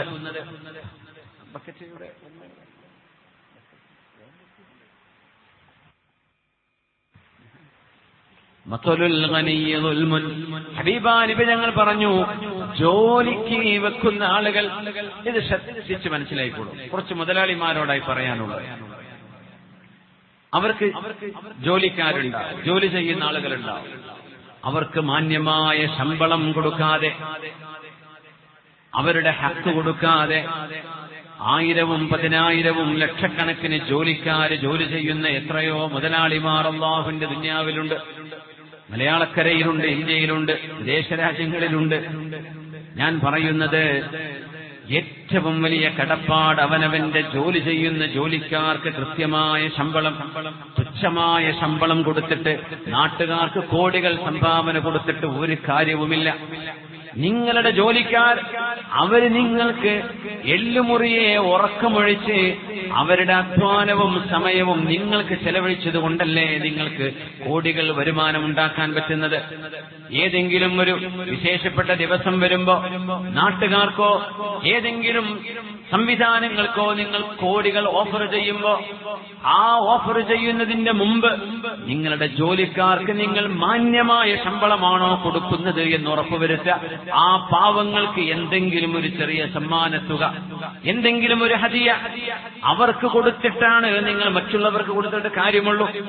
അവരുടെ കാര്യം ശ്രദ്ധിക്കാതെ, അവർക്ക് മാന്യമായ ശമ്പളം കൊടുക്കാതെ, അവരുടെ ഹക്ക് വീട്ടാതെ നാട്ടുകാരുടെ മുമ്പിൽ പേരും പെരുമയും ഉണ്ടാക്കാൻ ലക്ഷങ്ങളുടെ സംഭാവന കൊടുത്തു എന്ന് പറയുന്ന ആ ഒരു മെയ് നടിക്കുന്ന പരിപാടി അള്ളാഹു സ്വീകരിക്കുകയില്ല. മുഅ്മിനേ, പടച്ചവനെ ഭയപ്പെടുന്ന ആളുകളോടാണ് പറയുന്നത്, നിങ്ങളുടെ ആദ്യത്തെ കടപ്പാട് നിങ്ങൾക്ക് വേണ്ടി പണിയെടുക്കുന്ന നിങ്ങളുടെ ആമിലീങ്ങളോടാണ്. അവർക്ക് നിങ്ങൾ ശമ്പളം കൊടുക്കും. ഏത് നിസ്സാരമായ ശമ്പളത്തിന് നാളെ കിട്ടും? അതാണോ അവസ്ഥ? ജോലി കിട്ടാത്തതിന്റെ പേരിൽ ഇപ്പൊ ഗൾഫിലൊക്കെ ആണെങ്കിൽ 1000, 1200, 1300 ദിർഹമോ റിയാലോ ശമ്പളം എന്ന് പറഞ്ഞ ആളുകൾ കയറും ജോലിക്ക്. എന്തിന്? അതെങ്കിലും അതാവട്ടെ. പക്ഷേ ആ മനുഷ്യൻ ചെയ്യുന്ന അധ്വാനം കൊണ്ട് 1000ങ്ങളും 10000ങ്ങളും ഈ മുതലാളിക്ക് ലഭിക്കുമ്പോ ആ പാവപ്പെട്ട ജോലിക്കാരന് ശമ്പളം വർദ്ധിപ്പിക്കേണ്ട ഒരു ബാധ്യത ഇയാൾക്കില്ലേ? അയാൾ ഗതികെട്ടിട്ടാണ് നിൽക്കുന്നത്. സ്വന്തം റൂമിന് ചെലവും ഭക്ഷണവും കഴിഞ്ഞാൽ എന്താ ബാക്കിയുണ്ടാവുക? എന്തുണ്ടാകും കയ്യില്? അതിന്റെ പേരിൽ അവർ മോഷ്ടിക്കാൻ അവർ നിർബന്ധിതരാകുന്നു. അനിയന്ത്രിതമായി സമ്പാദിക്കാൻ അവർ നിർബന്ധിതരാകുന്നു. ജോലിയിൽ കള്ളത്തരം കാണിക്കാൻ അവർക്ക് തോന്നിത്തുടങ്ങുന്നു. ഇതൊക്കെ ചെയ്യുമ്പോ അവനവന്റെ ലേബേഴ്സിന്, അവനവന്റെ എംപ്ലോയീസിന് കൃത്യമായ ശമ്പളം നമ്മൾ നൽകുന്നുണ്ടോ? അവർക്ക് ഒരു മാന്യമായ ഒരു മാർക്കറ്റ് സ്കെയിൽ അതുണ്ടാകുമല്ലോ ഏതൊരു നാട്ടിലും. അത് കൊടുക്കണം. ഏറ്റവും ചെറിയ ശമ്പളം കൊടുത്താൽ ആളുകൾ നിൽക്കും, മജ്ബൂർ കൊണ്ട്, വേറെ ജോലി കിട്ടാത്തത് കൊണ്ട്. എന്നിട്ട് ഇവിടെ കോടികളാണ് കൊടുക്കുന്നത്. ആ കോടികൾ പോകട്ടെ, 1000 കൊടുത്താൽ സ്വന്തം 1000കണക്കിന് ജോലിക്കാർ എത്ര സന്തോഷിക്കും. അവരുണ്ടായതുകൊണ്ടല്ലേ നമുക്ക് കോടികൾ ഉണ്ടായത്. അതുകൊണ്ട് മുതലാളിമാർ ശ്രദ്ധിക്കുക, അവനവന്റെ ജോലിക്കാരോട് നിങ്ങൾക്ക് കടപ്പാടുണ്ട്. അവരെ കഴിഞ്ഞിട്ടേ നിങ്ങൾക്ക് നാട്ടുകാരുടെ വിഷയം നോക്കേണ്ടതുള്ളൂ. ആ ജോലിക്കാർ ഉണ്ടായതിന്റെ പേരിലാണ് നിങ്ങൾക്ക് ഇങ്ങനെ പൊതുരംഗത്തിറങ്ങാനും അല്ലെങ്കിൽ നിങ്ങൾക്ക് പേരും പ്രശസ്തിയും ഉണ്ടാകാനും നിങ്ങൾക്ക് കാരണമാകുന്നത്. ഹബീബായ നബി തങ്ങൾ കാനൻ നബിയു സ്വല്ലല്ലാഹു അലൈഹി വസല്ലമ യഹ്തജിമു, നബി തങ്ങൾ കൊമ്പ് വെക്കുമായിരുന്നു, കപ്പിങ് ചെയ്യുമായിരുന്നു, ഹിജാമ ചെയ്യുമായിരുന്നു. വലം യകുൻ യളിമു അഹദാ അജ്റഹു, ഒരാളുടെയും കൂലി നബി തങ്ങൾ കുറക്കുമായിരുന്നില്ല. ഒരു ഹജ്ജാമിന് നബി തങ്ങൾ അന്ന് കൊടുത്തത് 1 ദീനാറാണ്. 1 ദീനാർ എന്ന് പറയുന്നത് 4.5 ഗ്രാം സ്വർണമാണ്. 4.25 ഗ്രാം സ്വർണത്തിനാണ് 1 ദീനാർ എന്ന് പറയാം. 4.25 ഗ്രാം സ്വർണം. ഒരു കപ്പ് വെച്ചതിനൊന്നും കപ്പിങ്ങിനൊന്നും അങ്ങനെ ഒരു കൂലെന്ന് കൊടുക്കൂല. 1 ദിർഹം 2 ദിർഹം ധാരാളമാണ്. പക്ഷേ നബി തങ്ങൾ മാന്യമായ ശമ്പളം കൊടുത്തു. അതുകൊണ്ടാണ് ഞാൻ നേരത്തെ പറഞ്ഞത്, മുതലാളിമാർ മാന്യമായ ശമ്പളം കൊടുക്കണം. ഏറ്റവും ബേസിക് സാലറിയിൽ നിർത്തിയിട്ട് കുറെ ആളുകൾ വെച്ച് ജോലി ചെയ്തിട്ട് ഞാൻ ഇത്രത്തോളം ആളുകൾ എന്റെ കൂടെ ഉണ്ടെന്ന് മേനി പറയലൊന്നുമല്ല മനുഷ്യത്വം എന്ന് പറയുന്നത്. അവർക്ക് മാന്യമായ ശമ്പളം കൊടുക്കും. മാർക്കറ്റിൽ നിങ്ങൾക്ക് അവർ ലാഭമുണ്ടാക്കി തരുന്നില്ലേ? അവർ കച്ചവടം ചെയ്യുന്നില്ലേ? അവർ നിങ്ങൾക്ക് വേണ്ടി പെർഫോം ചെയ്യുന്നില്ലേ? അതിന് റിവാർഡ് കൊടുക്കും. അവരെ സന്തോഷിപ്പിക്കാൻ ആദ്യം, എന്നിട്ടാകാം പുറം ലോകത്ത്. ഒരു കൂലിക്കാരന് ജോലി ചെയ്ത ആൾക്ക് നിങ്ങൾ ശമ്പളം കൊടുക്കണം, അവരുടെ വിയർപ്പ് വറ്റുന്നതിന്റെ മുമ്പ് എന്ന് പറഞ്ഞ് നബിയാ നമ്മുടെ റസൂലുള്ളാഹി സ്വല്ലല്ലാഹു അലൈഹി വസല്ലം. ഇനി ജോലിക്കാരോട് പറയാം, ശരിക്ക് പണിയെടുക്കണം. നമ്മൾ അമാനത്താണ് ഏറ്റെടുത്തിരിക്കുന്നത്. ആ അമാനത്തിനെ കൃത്യമായി നിറവേറ്റണം. ജോലിയിൽ വഞ്ചന ചെയ്യരുത്, ജോലിയിൽ ദുൽമ് ചെയ്യരുത്, മുതലാളിക്ക് നഷ്ടം വരുന്ന തരത്തിലുള്ള കമ്മീഷനുകളോ പരിപാടികളിലേക്കോ പോകരുത്. കാരണം അത് സ്വന്തം കമ്പനിക്ക് നഷ്ടം വരുത്തിക്കൊണ്ട് അവനവന്റെ കീശയിലേക്ക് എടുക്കുന്ന എല്ലാ തരത്തിലുമുള്ള കമ്മീഷനുകളും ചോദ്യം ചെയ്യപ്പെടുന്നതാണ്. നിങ്ങളുടെ കമ്പനിക്ക് നഷ്ടം വരുത്തിയിട്ട് നിങ്ങളെടുക്കുന്ന കമ്മീഷൻ അത് മുതലാളിയുടെ അറിവോടുകൂടെയാണെങ്കിൽ കുഴപ്പമില്ല, കമ്പനിയുടെ അറിവോടുകൂടെയാണെങ്കിൽ കുഴപ്പമില്ല. അല്ലാതെ നിങ്ങളും സപ്ലയറും തമ്മിൽ ഒരു എഗ്രിമെന്റിൽ നിങ്ങൾ വാങ്ങിക്കുന്ന സാധനത്തിന് വാങ്ങിക്കുന്ന കമ്മീഷൻ ആ മുതലാളിയുടെ ലാഭത്തിലേക്ക് പോകുന്നത് അതിൽ നിന്ന് കുറച്ചുകൊണ്ടാണ് നിങ്ങൾക്ക് നൽകുന്നതെങ്കിൽ അത് ജായിസാവാൻ തരമില്ല. അതുകൊണ്ട് സൂക്ഷിക്കണേ. അല്ലാഹു സുബ്ഹാനഹു വ തആല കാര്യങ്ങൾ മനസ്സിലാക്കാൻ തൗഫീഖ് തരട്ടെ. വല്ലാഹു ലാ യുഹിബ്ബുൽ ളാലിമീൻ. അനീതി ചെയ്യുന്നവരെ അല്ലാഹുവിന് ഇഷ്ടമല്ല. പിന്നെ പറഞ്ഞു അലാ ലഅനതുല്ലാഹി അലൽ ളാലിമീൻ. അറിയണേ, അല്ലാഹുവിന്റെ ശാപമുണ്ട് അനീതി ചെയ്യുന്നവർക്ക്. നമ്മുടെ പരിപാടിയുടെ വിജയത്തിന് വേണ്ടി നമ്മുടെ പ്രവർത്തകര് പ്രത്യക്ഷമായി വരുന്നുണ്ട്. ഇൻഷാ അല്ലാഹ് കഴിവിന്റെ സഹായങ്ങൾ ചെയ്യണം.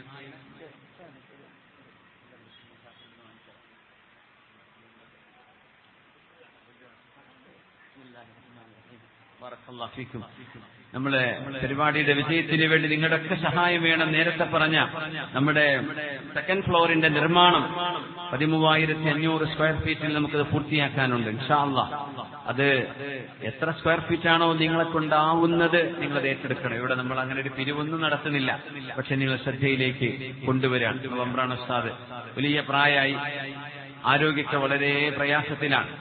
ഇവിടെ ദർസുണ്ട്, ഒരുപാട് സ്ഥലങ്ങളിൽ ഖാദിസ്ഥാനമുണ്ട്, അടുത്ത ക്ലാസ് ഉണ്ടാവും, വേളുണ്ടാവും, ഷാവറുണ്ടാകും. ഈ ഓട്ടത്തിനിടയിൽ നമ്മുടെ ഈ സ്ഥാപനത്തിൽ ഒരു മാസത്തിൽ ആവശ്യമുള്ള 17-18 ലക്ഷം രൂപ ഒരു മാസം ഇവിടെ ചെലവുണ്ട്. 18 ലക്ഷം രൂപ ഒരു മാസത്തിൽ ചെലവുണ്ട്. നമ്മൾ എപ്പോഴെങ്കിലും വന്ന് ഏതെങ്കിലും ഒരു കുറച്ച് പൈസ കൊടുത്തു പോയാൽ തീരുന്ന വിഷയമല്ല ഇത്. വർഷങ്ങളോളം നീണ്ടുപോകുന്ന വൈജ്ഞാനിക തപര്യയാണിത്.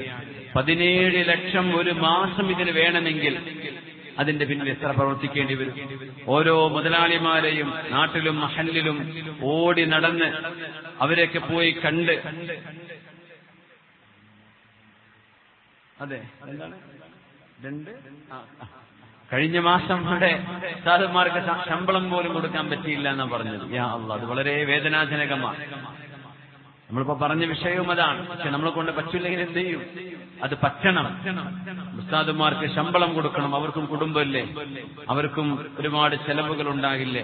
മാസത്തിൽ ശമ്പളം കിട്ടുമെന്ന പ്രതീക്ഷയിൽ പലതും പ്ലാൻ ചെയ്തു പോകില്ലേ? അതുകൊണ്ട് ഉസ്താദുമാർ കഴിഞ്ഞ മാസത്തെ ശമ്പളം കിട്ടാതെയാണ് ഇപ്പോഴും നിൽക്കുന്നത്. അതുകൊണ്ട് ബഹുമാന്യരെ എല്ലാവരും ഒന്ന് കൈയഴിഞ്ഞ്, നമ്മുടെ ബക്കറ്റിലാണെങ്കിൽ അങ്ങനെ, അല്ലെങ്കിൽ നിങ്ങൾ നേരിട്ട് ഓഫീസിലോ ഉസ്താദിനെയോ നമ്മുടെ ചെയർമാനെയോ ഇവിടെ പ്രവർത്തകരെയോ സുബൈർ ഉസ്താദിനെയോ പറ്റുന്ന ആളുകളെ സമീപിച്ച് നിങ്ങളെ കൊണ്ട് കഴിയുന്ന നല്ലൊരു സഹായം ചെയ്യണം.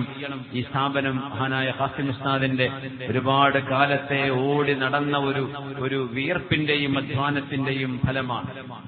അത് നമ്മൾക്ക് നമ്മുടെ കയ്യിലേക്ക് ഏൽപ്പിച്ചിട്ട് ഉസ്താദ് പോയി ഇതൊക്കെ ആക്കി തന്നു, ഇനി നിങ്ങൾ നടത്തിക്കൊണ്ടുപോകണമേ. ആ ഉത്തരവാദിത്തമാണ് നമ്മൾ ചെയ്യുന്നത്. അതുകൊണ്ട് എല്ലാവരും ഇമാം ഷാഫി അക്കാഡമി എന്ന് പറയുന്ന ഈ മഹിതമായ സ്ഥാപനത്തിന്റെ കൂടെ എപ്പോഴും ഉണ്ടാകണം. നിങ്ങളുടെ വീട്ടിലൊരു വിശേഷപ്പെട്ട കല്യാണമോ സൽക്കാരമോ എന്തെങ്കിലും ഒരു വിശേഷപ്പെട്ട ഭക്ഷണം ഉണ്ടാക്കുമ്പോ ഒരു ചെമ്പ് ഭക്ഷണം നമ്മുടെ മുത്തഅല്ലിമീങ്ങൾക്ക് നേരത്തെ പറയാം, ഇന്ന ദിവസം ഞങ്ങൾക്ക് കല്യാണമുണ്ട്, അന്നത്തെ ഉച്ചക്കത്തെ ഭക്ഷണം ഞങ്ങൾ തരട്ടെയോ എന്ന് പറഞ്ഞ് ഇവിടുത്തെ മുത്തഅല്ലിമീങ്ങൾക്ക് ഒരു നേരത്തെ ഭക്ഷണം നിങ്ങൾ കൊണ്ട് കൊടുക്കാൻ പറ്റിയാൽ അൽഹംദുലില്ലാഹ് എത്ര സന്തോഷമായിരിക്കും. ഏതായാലും കല്യാണത്തിന് ചോറ് വെക്കും, ഒരുപാട് ആളുകൾ വന്ന് കഴിച്ചു പോകും.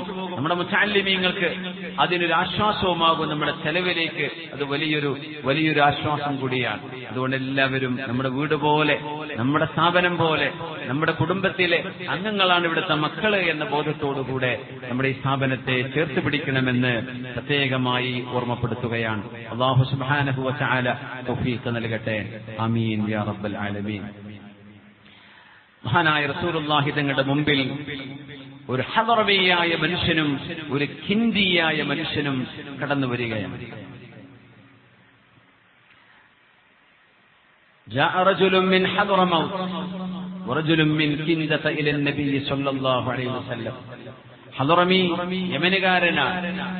യാ റസൂലല്ലാഹ്, അല്ലാഹുവിന്റെ റസൂലേ, ഇന്ന ഹാദാ ഖദ് ഗലബനി അലാ അർദിൻ ലീ കാനത് ലിഅബീ. ഹിന്ദിയായ ആളെ സംബന്ധിച്ച് പരാതി പറയാനാ വന്നത് ഹദറമി.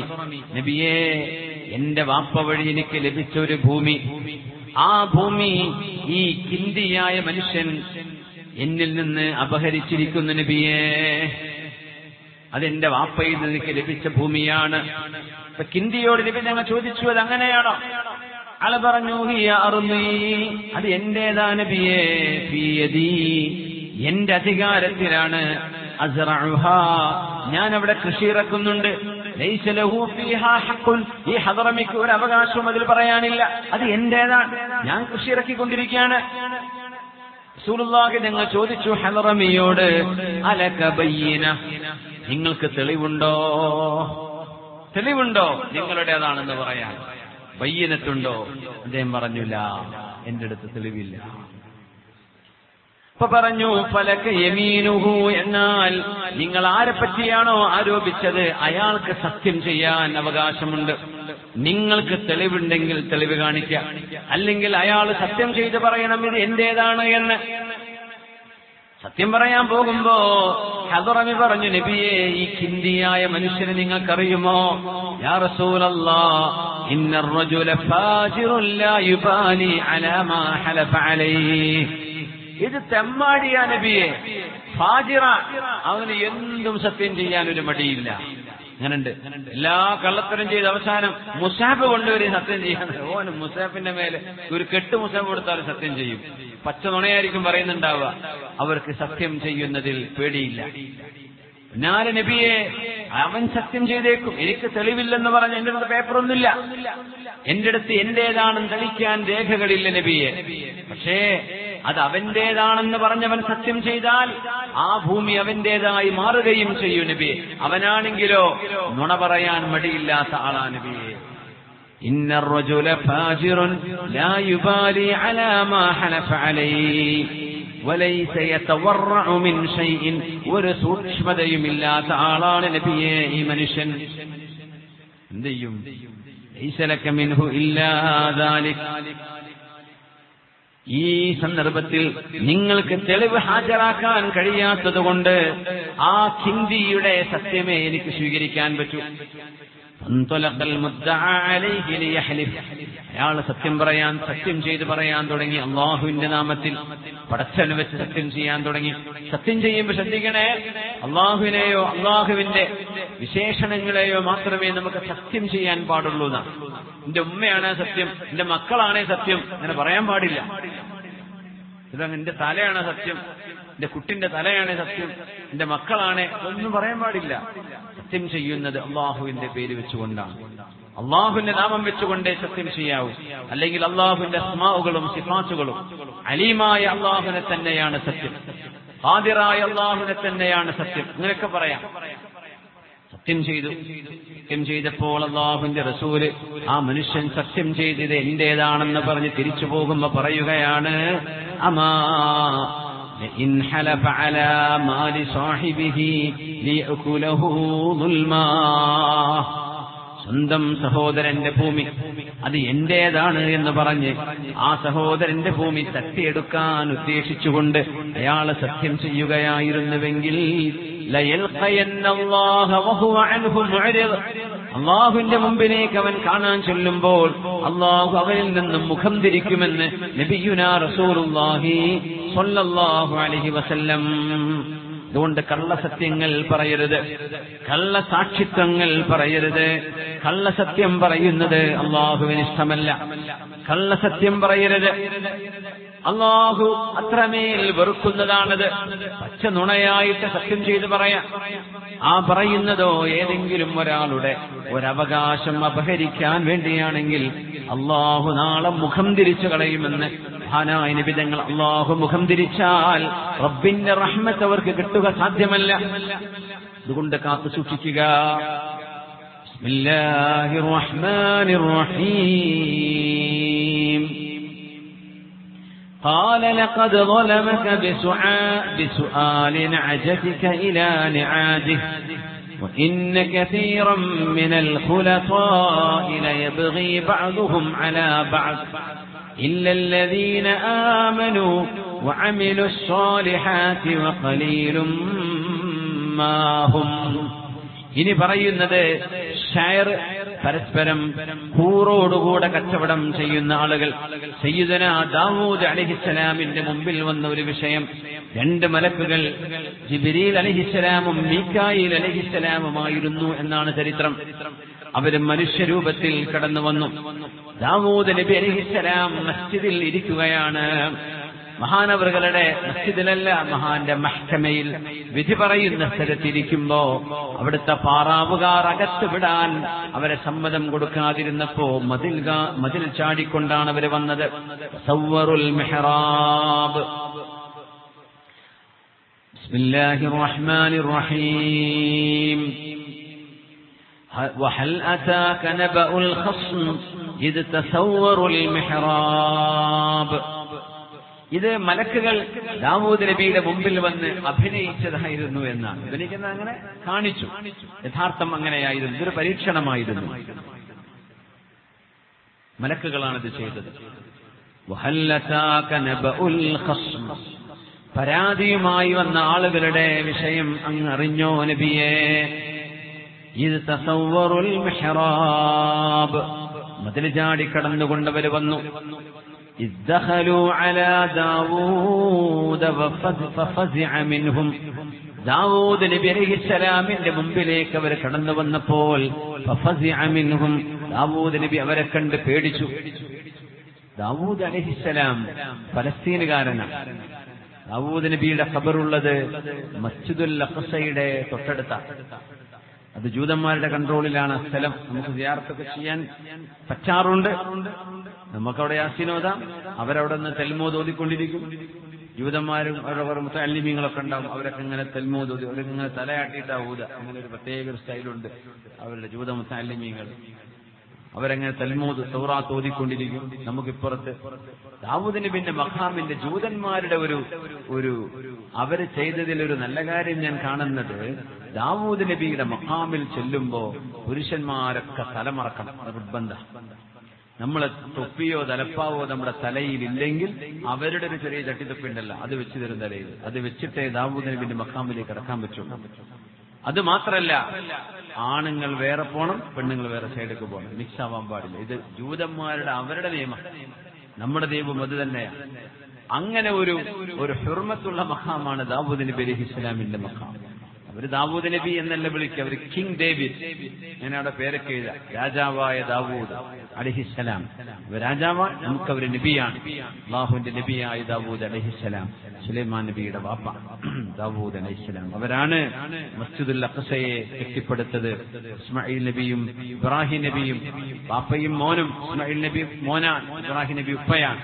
അവര് കഅബയുടെ പുനരുദ്ധാരണം ചെയ്ത പോലെ മസ്ജിദുൽ അഖ്സയുടെ പുനരുദ്ധാരണം ചെയ്തത് ദാവൂദ് നബിയും മകൻ സുലൈമാൻ നബിയുമാണ് അലൈഹിസ്സലാം, വാപ്പയും മകനുമാണ്. ഇദ്ദഖലു അലാ ദാവൂദ ഫഫസിഅ മിൻഹും, ദാവൂദ് നബിയുടെ മുമ്പിലേക്ക് രണ്ട് മലക്കുകൾ മനുഷ്യരൂപത്തിൽ ചാടിക്കടന്നു വന്നപ്പോൾ ദാവൂദ് നബി പേടിച്ചുപോയി. ഖാലൂ ലാ തഖഫ്, ദാവൂദ് നബിയെ പേടിക്കണ്ട. ഖസ്മാനി ബഗാ ബഅദുനാ അലാ ബഅദ്, ഞങ്ങൾ രണ്ട് പാർട്ണർഷിപ്പ് കച്ചവടക്കാരാണ്.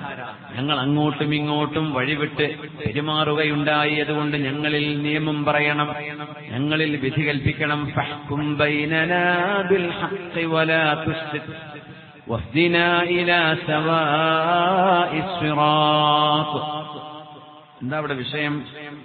ഇന്ന ഹാദാ അഖീ, ഇതെന്റെ സഹോദരനാണ് ദാവൂദ് നബിയെ. له 99 نعجة ولي نعجة واحدة, എന്റെ സഹോദരന് 99 ആടുകളുണ്ട്, എനിക്ക് ഒരാടും. എന്റെ സഹോദരനാണിത്, അവൻ മുതലാളിയാണ്, അവന് 99 ഉണ്ട്, എനിക്ക് ഒരാടേ എനിക്കുള്ളൂ. فقال أكفلنيها وعزني في الخطاب. 99 ഉള്ള ആള് ഈ ഒരാടുള്ള ആളോട് പറയാണ്, സഹോദരനോട്, നിന്റെ ആ ഒന്നുകൂടെ എനിക്ക് തന്നൂടെ എന്ന്. എന്റേത് 100 ആവൂലേ? 99 ആ ഒരു ഫിഗർ കംപ്ലീറ്റ് ആവണമെങ്കിൽ 100 ആവണ്ടേ? അപ്പോഴല്ലേ ആ നമ്പർ പറയാൻ ഒരു രസമുള്ളൂ. അതുകൊണ്ട് നിന്റെ ഒന്ന് എനിക്ക് തന്നൂടെ? ആരായി ചോദിക്കുന്നത്? 99 ഉള്ള ആള് ഒരു ആടുള്ള ആളോട്. നിരന്തരം എന്നെ ചോദിച്ച് ബുദ്ധിമുട്ടാക്കുകയാണ് എന്ന് പറഞ്ഞു. ദാവൂദ് നബി ഉടനെ മറുപടി പറഞ്ഞു, ഖാൽ ലഖദ് ളലമക ബിസുആലി നഅജതിക ഇലാ നിആജി, നിന്റെ ഒരാട് അയാളുടെ 99ലേക്ക് ചേർക്കണം എന്ന് പറഞ്ഞത് നിന്നോട് ചെയ്ത ദുൽമാണ്, അത് ചെയ്യാൻ പാടില്ലായിരുന്നു. وإن كثيرا من الخلطاء ليبغي بعضهم على بعض إلا الذين آمنوا. കൂറായി കച്ചവടം ചെയ്യുന്ന ആളുകൾ, ഈ പറയുന്ന വിഷയമാണ് നമ്മുടെ വിഷയത്തിലേക്ക് ബാധിക്കുന്നത്. ഇവിടെ ഒരു വിഷയമുണ്ട്. ദാവൂദ് നബി അലൈഹിസ്സലാം പരാതി പറഞ്ഞ ആളെ കേട്ടു. ആരെ പറ്റിയാണ് പരാതി പറഞ്ഞത്? ആ വിഷയം കേൾക്കാതെയാണ് വിധി പറഞ്ഞത്. അതുകൊണ്ട് അവിടെ തെറ്റുപറ്റിപ്പോയി എന്ന് ദാവൂദ് നബിക്ക് ബോധ്യപ്പെട്ടു. ഫഖറ റാകിഅൻ വഅനാബ്, അവിടെ കിടന്ന് സുജൂദിൽ കിടന്നുകൊണ്ട് ദാവൂദ് നബി അള്ളാഹുവിനോട് മാപ്പ് ചോദിച്ചു. മലക്കുകൾ പരീക്ഷിക്കാൻ വന്നതായിരുന്നു. ഒരു കേസേറ്റ് വരുമ്പോഴേ രണ്ടാളുടെയും സൈഡ് കേൾക്കണമെന്നാണ് വിധികർത്താവിന്റെ നിയമം. ഇത് ഒരാളെ പറഞ്ഞുള്ളൂ. എന്റെ ഒരാളുവൻ ചോദിച്ചു, അതവൻ